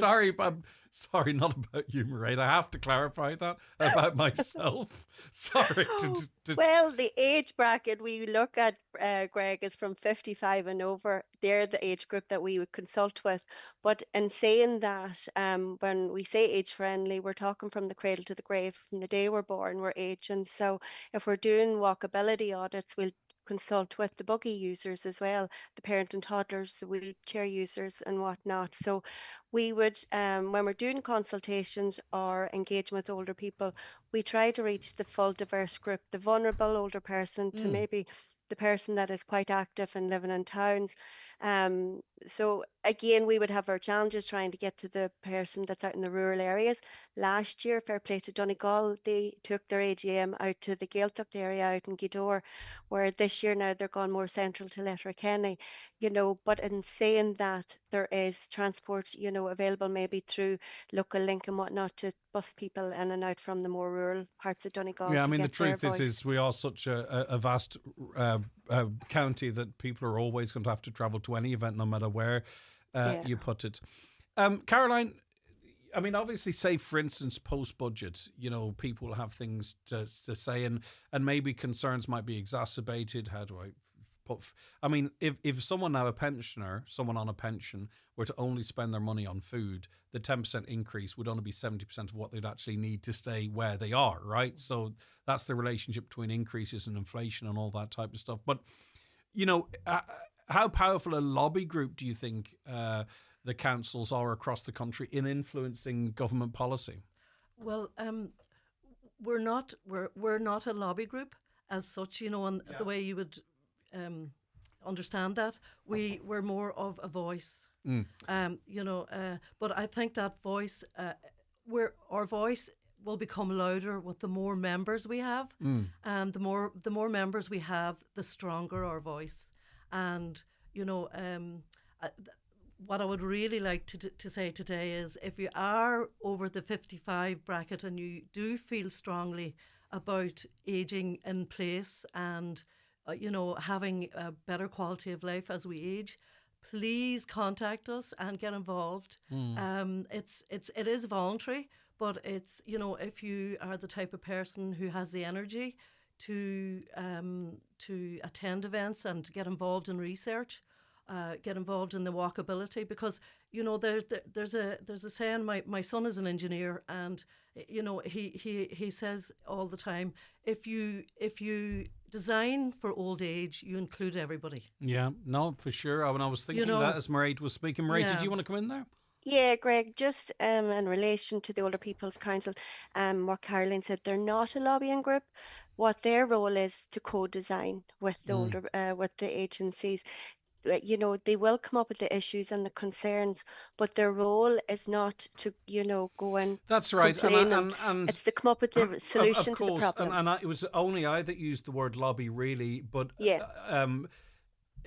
I was in the context that if you get a report right that is reflective of what older people think, and you submit that report to a body that's responsible for making decisions, it's that really what I was talking of, not necessarily Yeah. banging the door coming up to an election. That being said, and not to politicise this, Mairead, either, but older people are more likely to engage with the media, older people are more likely to vote.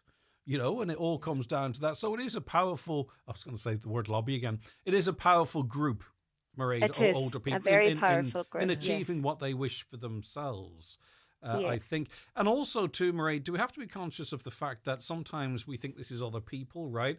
The 55-year-old of today is 17, 15 years. Would you not want to have some influence on the world that you're living in 15 years? If you're, 68 today, you are, why did I go 68? You're the 83-year-old in 15 years, right? So you want to sort of figure out, you'll be very interested then potentially in public housing and public travel and housing, Caroline. Yes.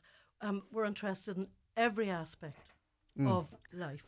Yeah. Social, financial, we want, like, I myself, I didn't realise I was getting older until I went to one of these meetings. I literally went by accident with my sister, and I suddenly realised, oh my God, I'm in this bracket. Yeah. And I had a bit of awkwardness around it in the beginning because, it was just like I had never thought of myself in that older cohort. But I've come to terms with it now, and I'm very into what we're doing in terms of improving the quality of life for everyone, inclusively. And I think a lot of that work as well actually is breaking down the stigma of sort of realising that you might be what's wrong with being a little bit older? We have to just make sure we have the best life. We look after our health as best as possible. And Mairead, hopefully we are living longer, and it's important now that sort of everyone is preparing to be able to enjoy as best as possible those advanced years, those older years that we'll hopefully have. Well, we are living longer. That is proven. We are living longer. But the only thing is we want to remain living independently, as long as we can in our own homes, in our own communities. And that's what the Age Friendly programme is helping, each city and county to do across the country. And that's by bettering the services that's available for older people. But not only that, see the likes now of the AGM tomorrow. There's so many changes in services and new services and whatnot, and it's keeping up to speed what services are available, because there is fantastic services available for older people, but they don't know they're out there. No, that's so frustrating. It is so frustrating. But actually, I'm less frustrated because we have a platform that we can try and connect those people. But we have people in areas that feel lonely, feel isolated, feel there's nothing for them, and there's a big event happening every second morning just up the road or something, and it's connecting them. Again, too, not to be miserable about this, but if you're 30 or 40 listening to this program now, like, your experience as an older person is being fashioned now, right? So people are unable to necessarily get their own homes now. Well, that presents often, not that every older person now has their own home, but it can be a collateral or it can be a place to live. We could have in 30 years' time, 30 and 40-year-olds with no house, no house that they can sort of liquidate to help with their life or downsize or what have you. So, there's challenges all the while, and we do have a heads up of what's coming. So it's really critical that we plan for that. Mairead, did you want to come back in there? It is important, Greg, you bring in the younger generation, because it is harder for them to get on the property ladder.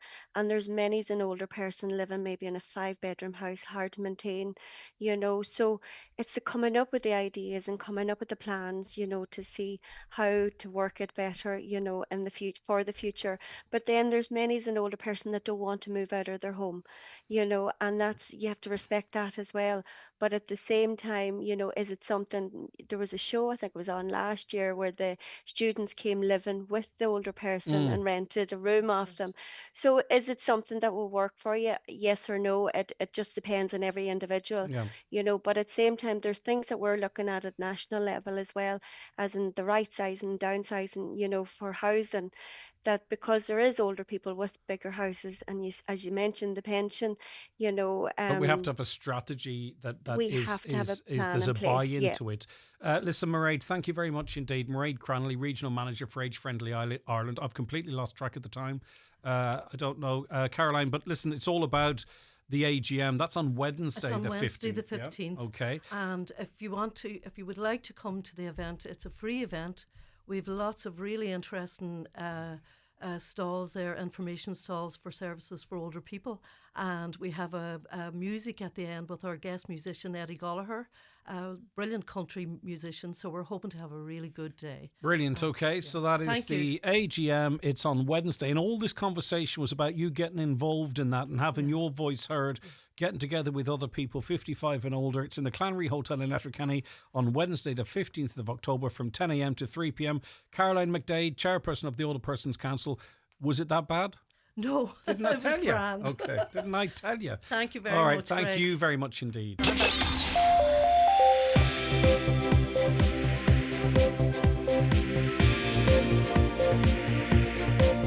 With all the stories that matter across the Northwest, it's Greg Hughes on the 9 to Noon Show on Highland Radio. And I have completely lost the run of myself in terms of time. My apologies. It's 2 minutes past 11. Time for a news update, and it's back over to Katie. Thanks, Greg. Good morning. A man has been arrested after 2 vehicles parked outside a home were found on fire this morning in the Loughnmuir area. The man, aged in his 30s, has been arrested in connection with the investigation and is being detained at a Garda station in the northwest. Criminal damage was caused to the van and car at approximately 5:10. Gardaí say investigations are ongoing. The Israeli military has announced the ceasefire agreement in Gaza has come into effect. As part of the deal, IDF troops in the enclave have been redeploying to the agreed initial withdrawal line after the Israeli cabinet approved the agreement last night. The next stage will see the release of all remaining hostages in exchange for hundreds of Palestinian prisoners. Disposable income is set to drop as a result of Budget 2026. Lower income households will be worse off, with losses of over 4%, while those with a higher income will see a loss of around 0.3%. The average home will be 2% worse off next year. Presidential candidate Heather Humphreys says she plans to visit Donegal to brush up on her Irish if elected. She was the Minister for the Gaeltacht in 2014, despite not fluently speaking the language. However, speaking on RT's Drive Time yesterday in the first head-to-head presidential debate, Ms Humphreys said she did attend the Gaeltacht in Donegal and pledged to return if elected to reinforce her confidence in speaking Gaeilge. She also praised her successor as Minister of the Gaeltacht, Joe McHugh, a former Donegal deputy, in learning the language. Ishgarren has confirmed repairs to a burst water main impacting supply to Gordahork have been completed and water is returning to affected customers. The burst water main at the water treatment plant resulted in supply outages in the area yesterday. Supply levels in the area are continuing to return to normal this morning. However, it may take longer for those on higher ground or at the end of the network to have their full supply restored. And finally, Gardaí and Donegal are marking World Mental Health Day. They're urging people to reach out for support if they need it. People can reach them at their Garda stations in Letterkenny, Buncrana, Ballyshannon and Milford. They say nobody should suffer in silence and they're always there to help, to listen and to offer support. That's all from the newsroom for now. We'll be back with another update at 12 o'clock. All right, Katie, thanks so much.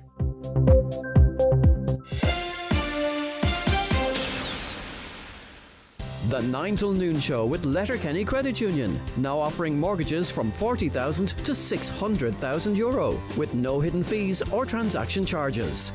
Letterkenny Credit Union, 9102127. Brian McCormick, Sports and Leisure Main Street, Letterkenny. Just launched at BMC Sports is the new ASICS GT 2014. Offers pure gel technology and FF foam for that springy feel. New range of Kayano, Nimbus and Nova Blast for men and women. In-store and online. Get your safe size experience at Brian McCormick Sports, Main Street, Letterkenny. Or click on bmcsports.ie. Get your ASICS delivered free of charge. Christmas Club now open. When you hear these names, you'll think tries and tackles. But off the pitch, Jamison Gibson Park surfs. Tygburn bakes. And Ryan Baird fishes. Game-changing talent isn't always what you expect. Just like Vodafone Business. We're experts in more than you might think, with cybersecurity, cloud solutions, and collaboration tools. So your business can change the game. Search Your Business Can. Don't miss the Doors and Floors 2-day sale at Donegal Town Hardware. Enjoy up to 20% off doors, handles and lock sets. Up to 25% off laminate and engineered flooring. And 25% off acoustic panels, with savings up to €1,000 on full house lots. Our expert team will be available to answer your queries, and you can check out the brand new George Quinn staircase display in store. That's the Doors and Floors sale event for 2 days only, this Friday the 10th and Saturday the 11th of October at Donegal Town Hardware. It's October, and you know what that means. It's time for the annual Oktoberfest sale at Easy Living Furniture. Celebrate in style with huge reductions on all departments. From plush sofas and dreamy mattresses to eye-catching dining sets and stylish accessories. We have everything to make your home feel autumn ready. Shop the Oktoberfest sale, exclusive to Easy Living Furniture. Crescent Link Retail Park, Derry, Londonderry. Don't miss out on the sale of the season. The Highland Radio Country Music Weekend is almost here at the Clanry Hotel, Letterkenny, Friday 31st of October and Saturday 1st of November. On Friday night, it's Patrick Feeney and his band, then myself, David James and band. Saturday night, enjoy Jordan McPollan, Stacey Breen, followed by Michael English and his band. Spaces are limited, so book yours now at clanryhotel.com or highlandradio.com.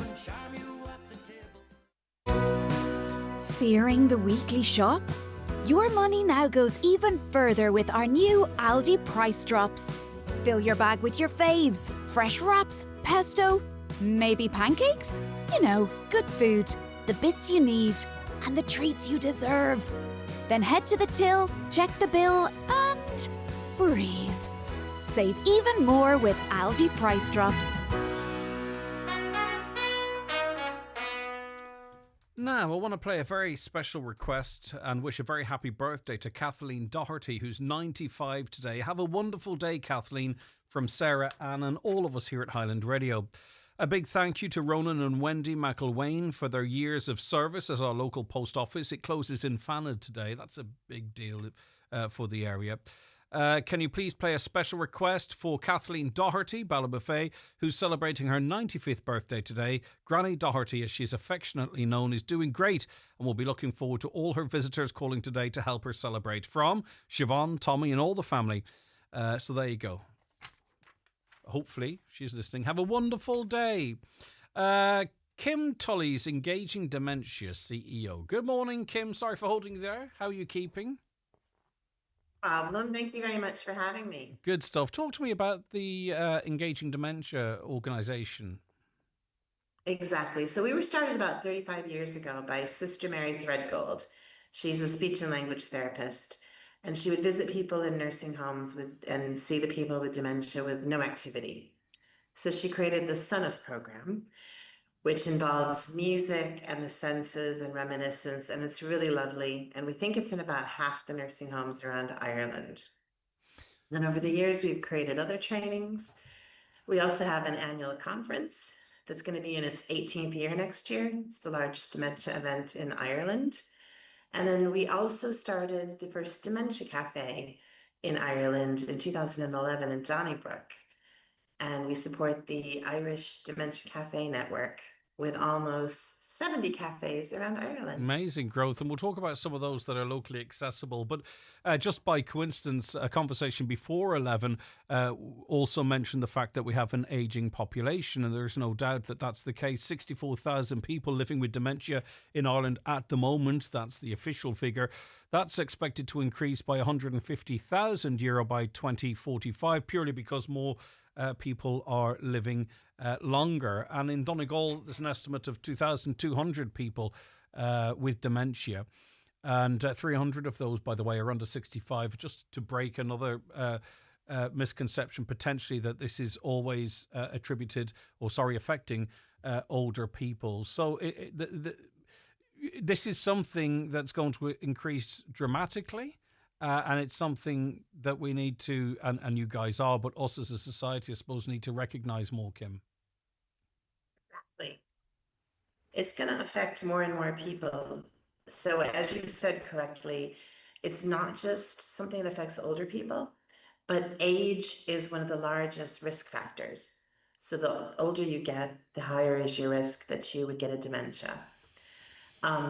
The good news is that a lot of the things that people should do to stay healthy, to have a healthy body, are the same things that people should do to have a healthy brain. So, looking after your weight, making sure you get your health checked up with your GP. There's an interesting one I always tell people. They're showing linkages between hearing loss and dementia. So make sure that you get your ears tested, your eyes tested. Make sure that everything's in proper working order and that you look after your health to the best of your ability. And that's the best thing you can do. And then on the brain side, challenge your brain. So keep doing the hobbies you like, but try to do new things too, which is really good for the brain. Yeah, and that could be something as simple as a crossword or whatever it might be. So the dementia cafes or memory cafes, I think they're called in some places as well.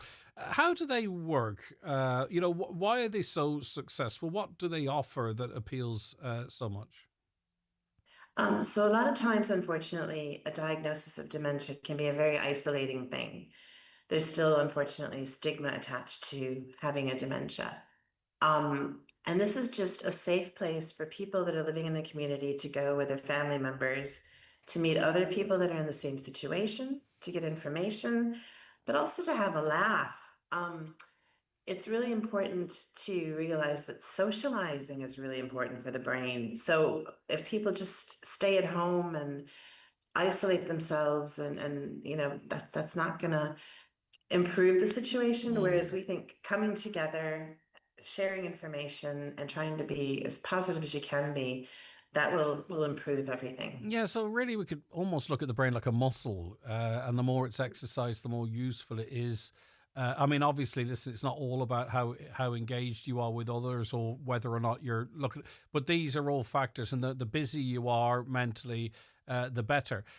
So there's a cafe in Bunbeg which takes place on the 4th Monday of every month. There's one in Dunlow which takes place on the 2nd Monday of every month, and Ballabafay, they have one as well, which is the 2nd Wednesday of every month. So there are options out there, and always, I presume, looking for new places to host. I'm thinking, is there one in Inishowen yet? Not quite, or one sort of in the south of the county, or maybe that information wasn't given to me because we're more northerly. But, it's great to see those that are there, Kim, but are you always open to others coming and saying, listen, this is brilliant, we could try that too? Definitely. We'd love to have a dementia cafe in every town and city in Ireland, because we do think that it's an amazing resource. It's run by a committee of volunteers, so we are looking for people that would be interested if they could contact us. So the important website to remember is dementiacafe.ie. On this website, you'll find the cafes that you mentioned, and then also ones around the country. And then any ones that are new are added to that finder, so people can find the new ones as they open up as well. Yeah. But contact us, and we can help people start with a new one if they want to. Yeah, and it's not much to it, really. I mean, that's not in any way to take away from the effort, which is the biggest input really here, and that's where it comes from your amazing volunteers. But this system seems to work, because we see it too with mental health, right? Whereby it's a neutral environment, isn't it? You can go and sit there and have a cup of coffee. You can engage. You can absorb the information or choose not to absorb the information. You can engage with others and share stories or tips or what have you, or not. And I think that's why this works, doesn't it? Because you decide yourself as the user how much you put in and get out almost. To note that there's a lot of information there, and there'd be signposting around services, but that's not the only thing that's discussed at a dementia cafe. So dementia is obviously very important, and it's a key part of it, but there's also, maybe there's a craft that people are doing, or there's a bit of a sing-song, or there's a speaker comes in about nutrition. So it's a lot of general information as well, and then I think a lot of people learn from each other. And we always recommend that a cafe also has a professional caregiver, someone who works in the health area that has the signposting information for people that do want more information. Yeah. So it's about information in a safe place together, but it's also about just having a cup of tea and having a chat. All right, go to Dementia Cafe, dementiacafe.ie, where you'll get information on the cafes that are there here in the county, around the country, but also, in fact, if you say, well, what supports are there if we wanted to start one locally, or what's the information, and you've got a group of very friendly people that will help you. For now, thank you very much indeed, Kim. Have a wonderful weekend. Thanks for having me, Greg. Bye-bye. And good weekend. All right, you too. Bye, Kim. So there you go. Cafe Agus Canaltas in Bunbeg, Dunlow, There's Bala Buffet as well there. Okay, well done.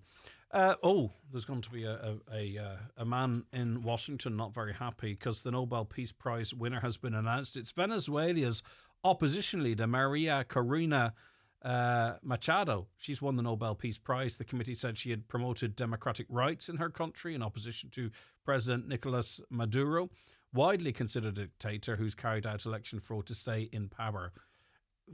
Okay, that's interesting. Quite political, isn't it? The Nobel Peace Prize. I didn't realise it was to go into a country and give it to an opposition leader. I'm not saying what she has done is not worthy of it. It's just not how I thought it went because I've never really paid much attention. So nothing for Donald Trump there. He'll be saying, right, 2026. A caller says, what is the Older Persons Council doing about the removal of available services to older people and forcing them online to do everything? Well, what they're doing is they're speaking to the 200 people across the county. They're getting their views in relation to that, putting into a document and submitting it to the powers that be. And it's they who are ultimately responsible for this. But they can't make these decisions based off ignorance and a lack of research because the council, like other councils around the country, is feeding it into the authorities, and it is they ultimately that make that call. We're going to be speaking to a person from Palestine living in Donegal in relation to the news emerging over the last number of days. The 9 till noon show is brought to you by Letterkenny Credit Union. Digital loans now available. Apply online or via our app today and get your loan transferred directly to your current account. Attention students, TFI Local Link bus services, available nationwide, can connect you to a wide range of colleges all year round. Save up to 50% on cash fares when you use your TFI Young Adult or Student Leap Card. For route and timetable information, visit transportforireland.ie. We're Transport for Ireland. We're transport for you. How will Budget 2026 affect your farm? In this week's Irish Farmers Journal, we analyse the highs and lows of the budget for farmers. What is available for suckler and sheep farmers? Changes to young farmer and inheritance tax reliefs. Find out what's happening between Arrivo and Dale Farm. We have the latest weanling prices as exporters boycott marts. Plus, the Women in Agriculture Conference is coming to Sligo. Get your tickets today, only inside this week's Irish Farmers Journal.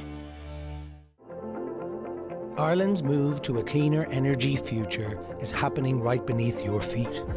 With a gas network that's carrying more renewable gas, that will help your business become more sustainable in a way that works for you. Gas Networks Ireland, moving Ireland's energy.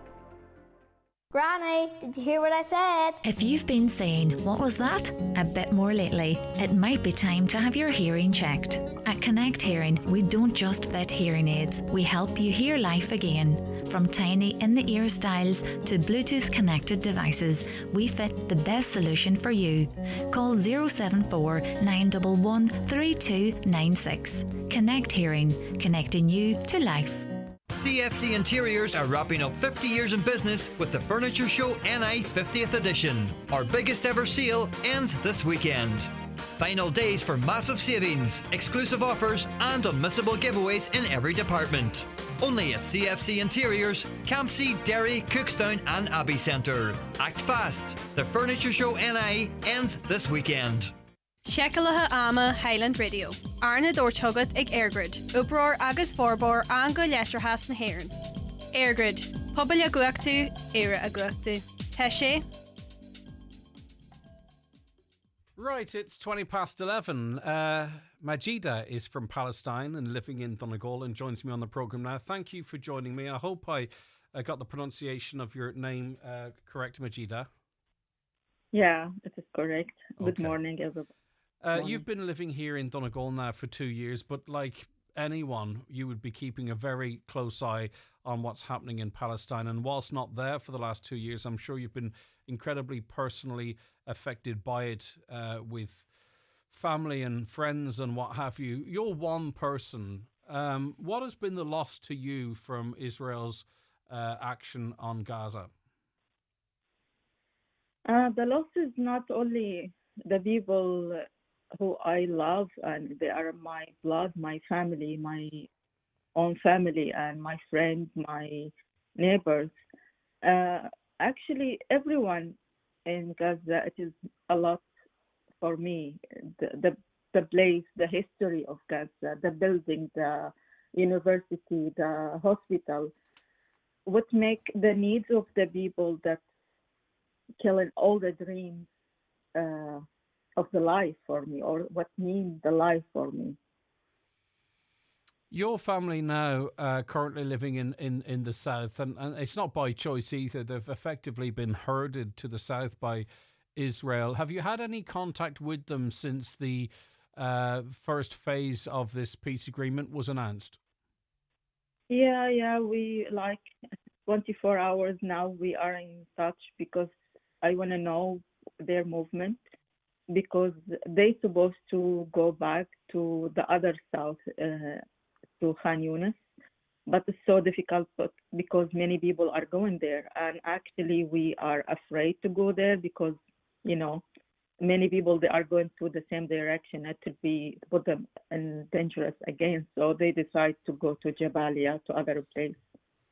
It will be less dangerous because the people, they announce about the hostages and the prisoner and the things, but in the ground is still bombing. Like today in the morning at 8:30 in the morning, they bombing and 9 people get killed in Khan Yunis, and they're still bombing. There is snipers there, and what they don't announce that they are taken in the line around Strip of Gaza, and they take 53% of the land in Gaza. That was something no one announced it, and that's what makes the land is smaller to the people who are living there. How much faith is there that once the hostages are handed over, and listen, their plight has been unbelievable as well, but how much hope do you have that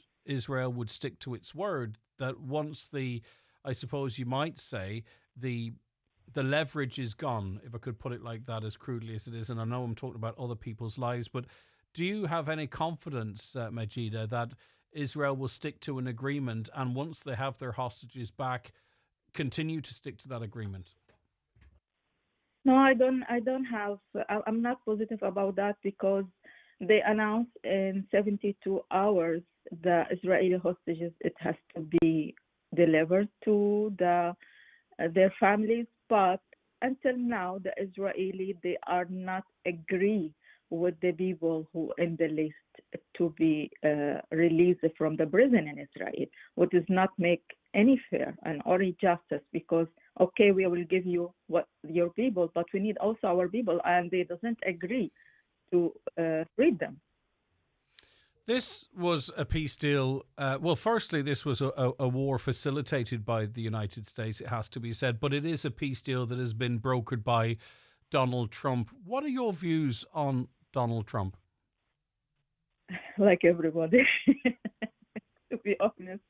I'm sorry for laughing, but it is like a drama laughing, because after 2 years of like genocide and farming in Gaza, and now for piece of a price they make all this in one day, and the way he announced it, and the agreement, and this pressure is going for 2 years to put this agreement for peace and to stop the war, and no one listened to it. And in 1 minute, just because the prize, Nobel Prize, he said, okay, we will have this agreement. Didn't get that. He didn't get the Nobel Prize. I'm not sure if you've heard. It was given to the Venezuelan opposition. Yeah, I know. But all this act, it is for that, but it's still, this agreement is coming from many, many countries and governments with the pressure, but still it is not 100% succeed until the moment. But Gina, what is your view of Hamas, and would you see a future for Gaza without Hamas having any influence or power? Hamas, it is the people who also they were in the prison for many, many years. They educate how to be resilient. They are Palestinian. They are the owner of the land. The Hamas is not only from Gaza, they are from all Palestine, and they forced to be in Gaza. And okay, Hamas is only the name of the group, but the Palestinians, they have their own right to resist for their country. So it is not only about Hamas, it is about the Palestinians themselves. So do you think Hamas or a resistance is an ideology, and whilst you might be able to remove it in name, you might not necessarily be able to remove it in spirit? I'm not putting words in your mouth. I'm just trying to analyze your words, Majida.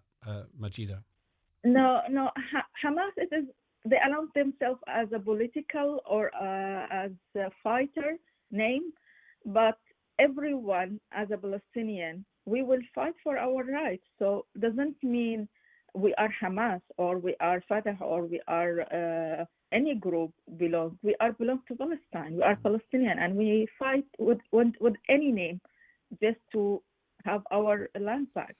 I'm fully aware. That the situation that is now and that Palestinians have endured goes back decades and not 3 years. But as a Palestinian, what is your reaction to Hamas's actions on October 7th, 3 years ago? It is normal. It is a normal react because, like, to be in an open air prison, it's not easy. And this open air prison, it has been for 20 years. No one know about it and no one talk about it.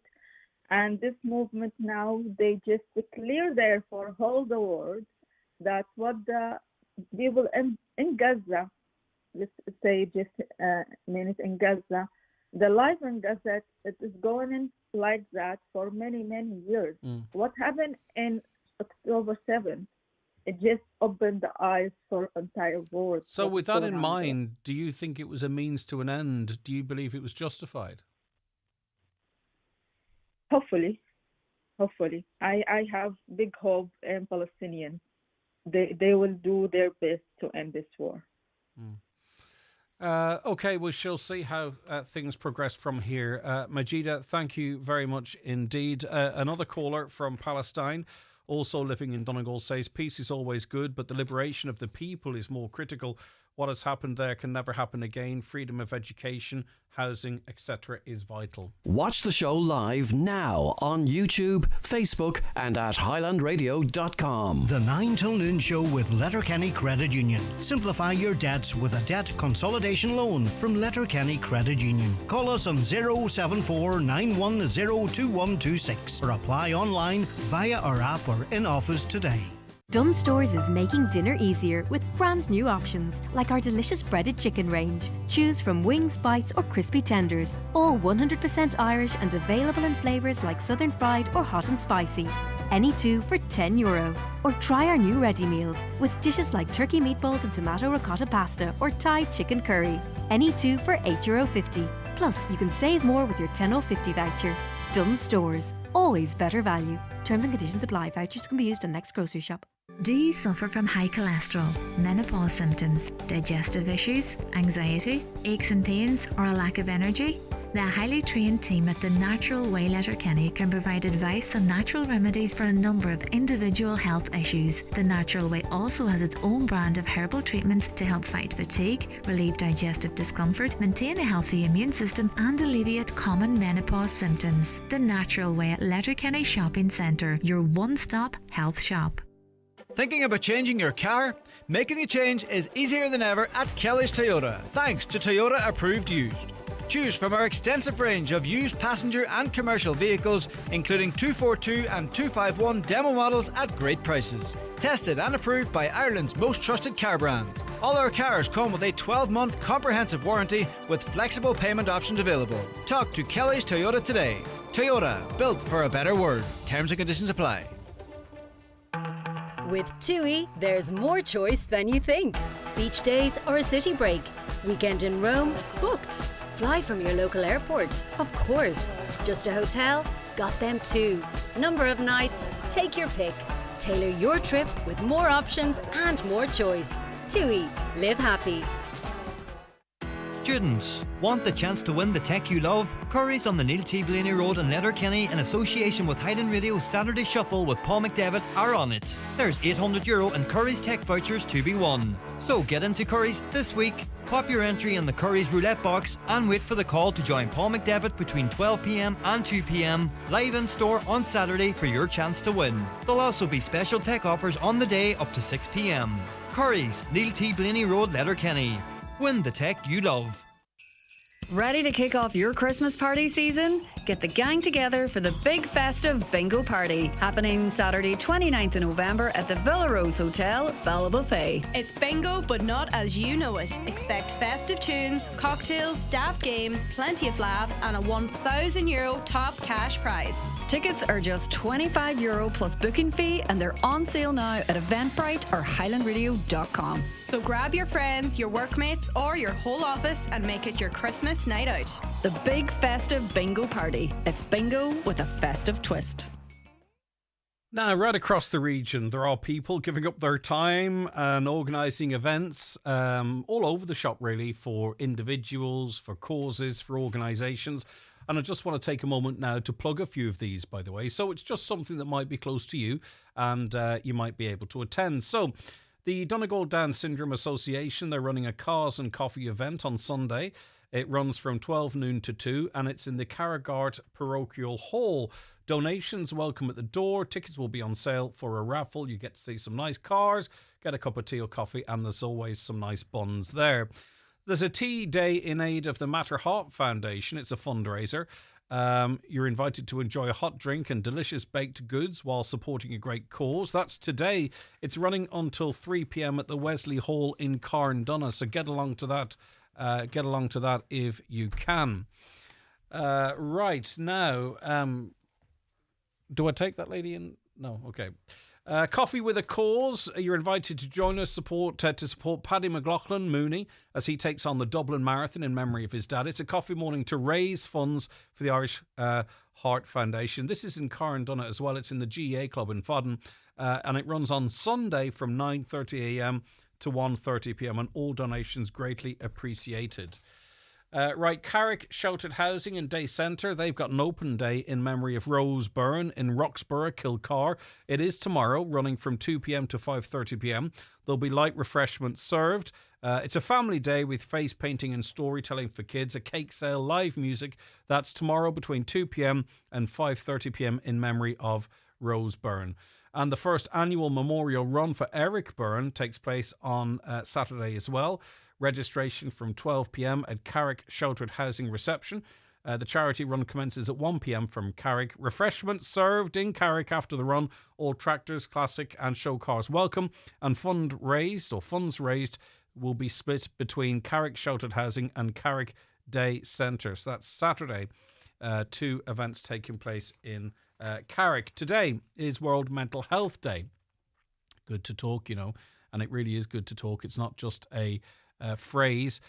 So today at 7 p.m. at the Aura Letterkenny Meeting Room, Donegal, there's going to be inspiring talks from mental health speakers, representatives from the Donegal Mental Health Organisation, insights on support, service, resilience and breaking stigma, and a Q&A session.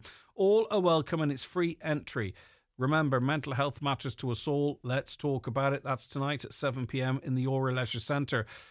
Special guests include local mental health advocates and speakers with lived experience, representatives from the various mental health organisations across Donegal. So you can go and learn what mental health truly is, discover local supports, connect, listen and be part of an open conversation. So no matter how, just in relation to your mental health, no matter how isolated you feel or unique you feel, and you are unique, don't get me wrong, but lots and lots and lots of people, more people than you would know, will deal with issues. People you wouldn't expect to deal with issues, with anxiety, with circular thinking, with catastrophizing things, with always thinking negatively, without sort of feeling hope. Maybe you feel crabbed or cranky or moody or stressed. You're not on your own and you're not unique, right? You are unique as a person, but not in what you're suffering. And it really is possible to overcome that and to feel good and to feel like your heart rate is slowing down, that you don't have to breathe by yourself, that your back and shoulders aren't always tense. Lots of people feel the same. And of course, then it escalates to affecting people more seriously than that. But everything's subjective. Go along to an event like the World Mental Health Day talk this evening, and you'll realise that there is hope, there is daylight, there's light at the end of the tunnel, and other people understand you, understand what you're going through, and there's many, many ways that you can seek help. So don't endure it on your own, ploughing the trough or the trap, what do you call it? Whatever you call it anyway, but you know what I mean? Wading in treacle, feeling like, no one gets it. Yes, we do, but you have to talk and you have to share, and if you can, go and get some help, and you will not believe the difference it might make to you. And lastly, there's a coffee morning, a fundraising event in aid of Critical. It's the emergency medical response team. Dr. Jerry Lane's involved in that. They do amazing work. It's in memory of Ainish McFadden, and it runs from 10 a.m. to 2 p.m. tomorrow. And it's at 159 Upper Mount Marion in Milford. And all proceeds benefit their amazing volunteering work. So look, there's no shortage of tea, no shortage of coffee, no shortage of baked goods, no shortage of information right across our wonderful region, Friday, Saturday and Sunday. Those are days that I've just mentioned there. Right, so... Now, I'm sorry for holding Sinead O'Donnell Carey from Donegal, who's set and costume designer of Belfast Girls. Thanks so much for joining us, Sinead. Good morning, Greg. How are you getting on? I'm doing good. So this is a new production of Belfast Girls by Jackie McCarrick, and it's coming to the local theatre to Letterkenny here on Grianon Theatre. 2 nights. Tuesday the 14th and Wednesday the 15th of October, both nights at 8 p.m. So what's it like to be involved with such an exciting production with such a sort of critical role within it, Sinead? Well, Belfast Girls was actually written, I think, around 12 years ago, and it was actually never produced in Ireland. So Anton Theatre in Dundalk, Contestants Theatre Company, produced it about a year and a half ago for the first time, and we just toured it in 4 venues. So now we're actually touring the whole country. So it's a really important story that should be shown and seen by everybody. So basically, in the 1800s, women were rounded up in Belfast and sent on ships to Australia because there was a shortage of men, right? So they would find women in brothels and workhouses and promise them this wonderful new life in Australia. So the play takes place on the ship, starting with when they board the boat and finishes when they land in Australia. So it's a really, really great story. It follows 5 women from the northwest and the northeast of Ireland, and it just kind of follows a lot of their personal stories, the secrets. A lot of things get revealed, and just kind of harrowing sort of life experiences that they would have had at the time, Now, it's not all doom and gloom. There's a lot of comedy in it as well to lighten the load. There's even a wee love story. So it's great to see some queer representation on stage as well for a period drama. All in all, it's a really, really good show. And we do have a local actor as well from Donegal Town, Katrina Williams. She plays Molly. So hopefully she'll have a big Donegal Town contingency coming as well. No doubt about it at all. And it seems to lend itself well for the stage because, I presume the almost, is it claustrophobic? It's certainly a confined space. These people are in it for a long period of time, of course, given the nature of their journey. So inevitably things are going to come out or develop or foster. Yes, absolutely. And that's kind of how I designed the set as well, actually, because they are, underneath the deck in the ship, and so I created a very cramped, tight space for the girls on stage, and there should be a real feeling of claustrophobia. And there's also sort of in the pallets of wood that the set's built out of, I've actually put gaps in the wood as well to sort of symbolise almost that they're drowning in this sort of space, and that there's almost it could probably implode on them at any minute, and that the water could come in, or all that kind of stuff. Yeah. We've also burnt all the wood as well, so there's sort of this There's sort of this destruction that's already there as well. So the wood is actually all burnt too. So sort of that's kind of the way the set was designed, you know. But yeah, it is a cramped space. Things are going to explode, you know, and they do. So you know, there's lots of up and downs, big roller coaster ride, you know. Brilliant, and it is a play that's obviously received national attention, but also international attention. So it travels well, and I think that's always a sign of good work.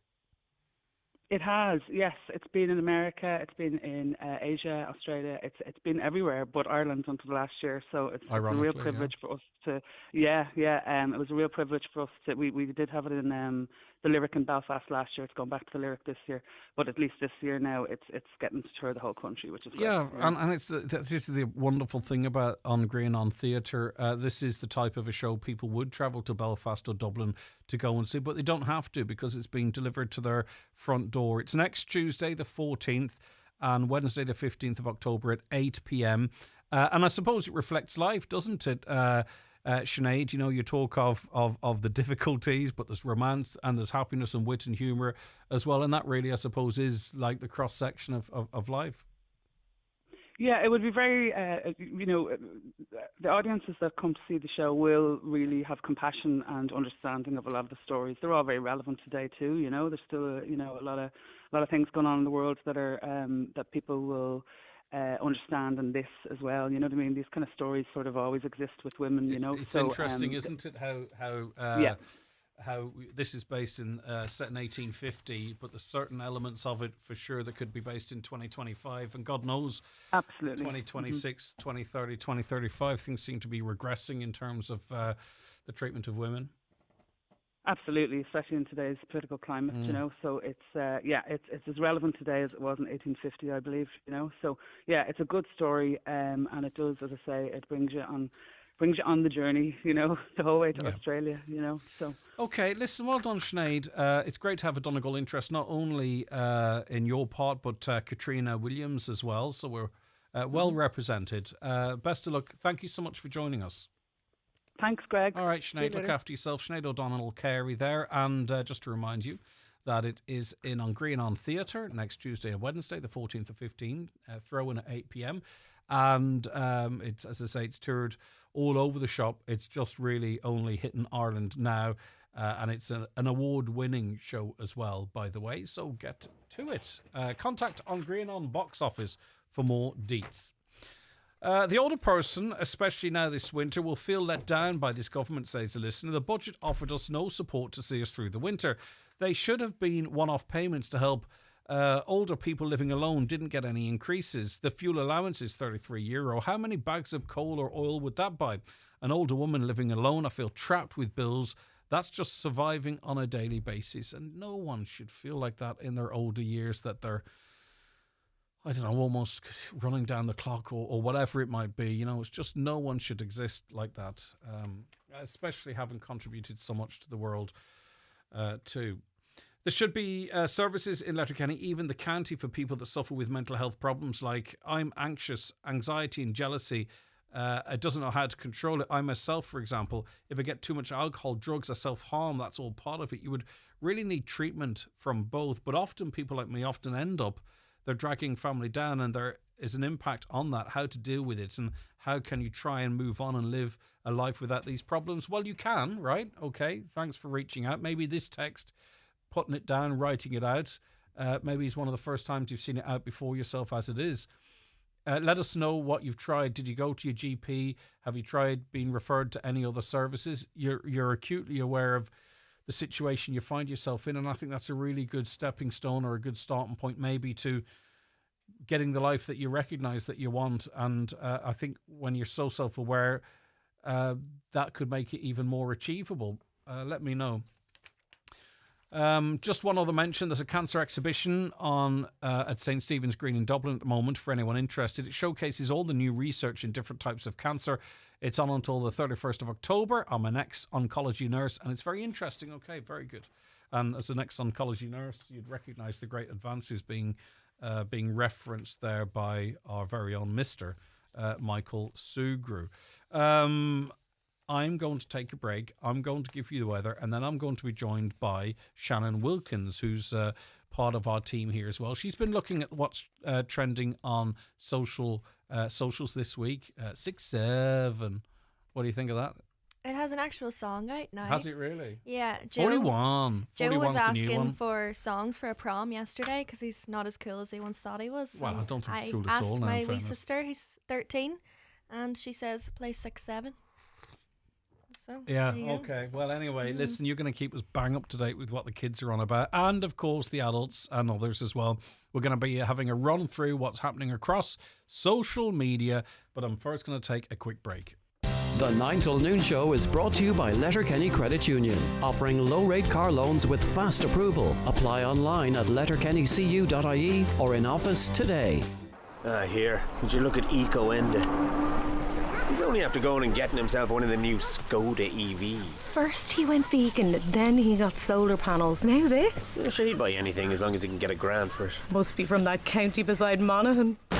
The new fully electric Skoda range. The kind of cars that get the neighbours talking. But only if you're quick. Check availability at skoda.ie. Skoda. Let's explore. Skoda. Your local Skoda dealer is DMG Motors, Clar Road, Donegal Town. Telephone 074 9721 396. At Hidden Hearing, we believe you should keep hearing it all. Keep dancing. Keep celebrating. Keep laughing. Keep being you.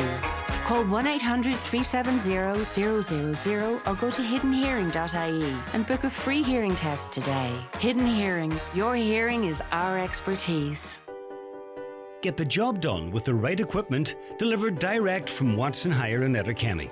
Free delivery on all equipment has been extended to the Finn Valley area, including Ballybuffet, Stranorlar, Castlefin and Killygordon. With great daily and weekend deals available, call Watson Hire, Lisnen in Letterkenny on 9167777. See Facebook or visit watsonhire.ie. These are eggs. Quick whisk, no risk, protein punch, power lunch, bake for dinner, easy winner, fed the lot, hit the spot eggs. And why pick up more eggs when you're shopping? Because there are more ways to enjoy them, like bacon and mushroom fried rice with poached eggs, delicious sautéed potatoes with spinach and eggs, or everyone's favourite, a simple cheese omelette for lunch. So versatile, so nourishing. And always choose eggs with a Board Bia quality mark for the highest standards verified at every stage. Eggs, crack on. Highland Radio weather updates with McElhinney's. It's time to save on autumn essentials with our coats and boots promotion. Spend €100 on women's, men's or kids' coats and boots for 10% off. Offer available for a limited time only. Shop in store or online at mcelhinneys.com today. Okay, any drizzle that was about should be clearing our coasts at this point to leave a dry afternoon. The sun might even show its face. And the temperatures will be in the mid-teens. Right, Shannon Wilkins taking a look at what's been trending on socials this week, starting with chips, air-fryer chips. What's going on here? So it's turned into a wee bit of a foodie TikTok here, but do you ever make some chips from the freezer and you're like, it's just not hitting like a chip from the chippy? So there's this new trend going around. So cover them in cold water for 30 seconds. These are frozen chips. Frozen chips, just your average bag, nothing special. Put them in a lunchbox and shake them and they'll start to look a wee bit fluffy. And then you have to microwave them for 5 minutes and then air fry them for 15 minutes at 200 degrees. Wee bit of oil and salt and you've got these really crispy, crunchy, lovely chips. Well, let's see how crispy and crunchy they are. Shake halfway through cooking. Optionally, a little melted beef fat. 1 second now. These are insane. I gotta shout out my friend Chris Young. These are genius. You don't like them? I don't think so. I can't be bothered. There's too many stages. But that's like 30 seconds and then 5 minutes. It's in the not. There's microwave. too many It's not. stages. I'm sorry. There's too many stages. But yeah, you know what? That's fine. Right. Okay. Now, Katy Perry. Talk to me about Katy. Katy Perry. And you just tell me if this is one we need to listen to, right? So the audio in this one is good. Everyone will enjoy it. But she was gigging in It's Belfast. 2 minutes 22, but I ain't enjoying it that You're long. not enjoying it that long. Well, she's a wee bit of banter with a wee boy called Dara, and he's from Lurgan, and she can't understand what he's saying with his Northern accent. Right. So she's like, Sorry, Lurgan, listeners. Sorry. Lurgan, and it's just her over and over. Then it gets to a nice wee bit, and she's like, "What's this? It's a county, Armagh, blah blah blah." Did And you she brings him to sing. before I get to it, right? Did you see the video of the fella or woman goes up to the chip shop in Oma and they're closing in 2 minutes. It's really funny. You should check that out. It's closing in 2 minutes, and she orders a ton of food, and the lady behind the counter. And it's a joke, isn't it? Yeah, the lady behind the counter is going, no problem. The chef is just losing his bap. It's funny, but I think it's just been replicated from another trend. What's your name? Dara. Wow, where are you from? Lurgan. Sorry, pardon, what? Lurgan. What the hell is Lurgan? What is Arma? Accounting. A what? Accounting. Hattie? Oh my god. Larrigan. Is it that? Lurgan. Lurgan. All right, Dara. You better teach me. What are you going to be when you grow up, Dara? A singer.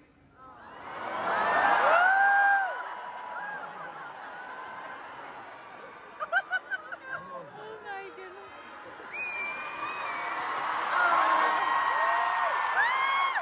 Katie's handed him the microphone. Come on, Dara. Come on, Dara. Hurry up, Dara.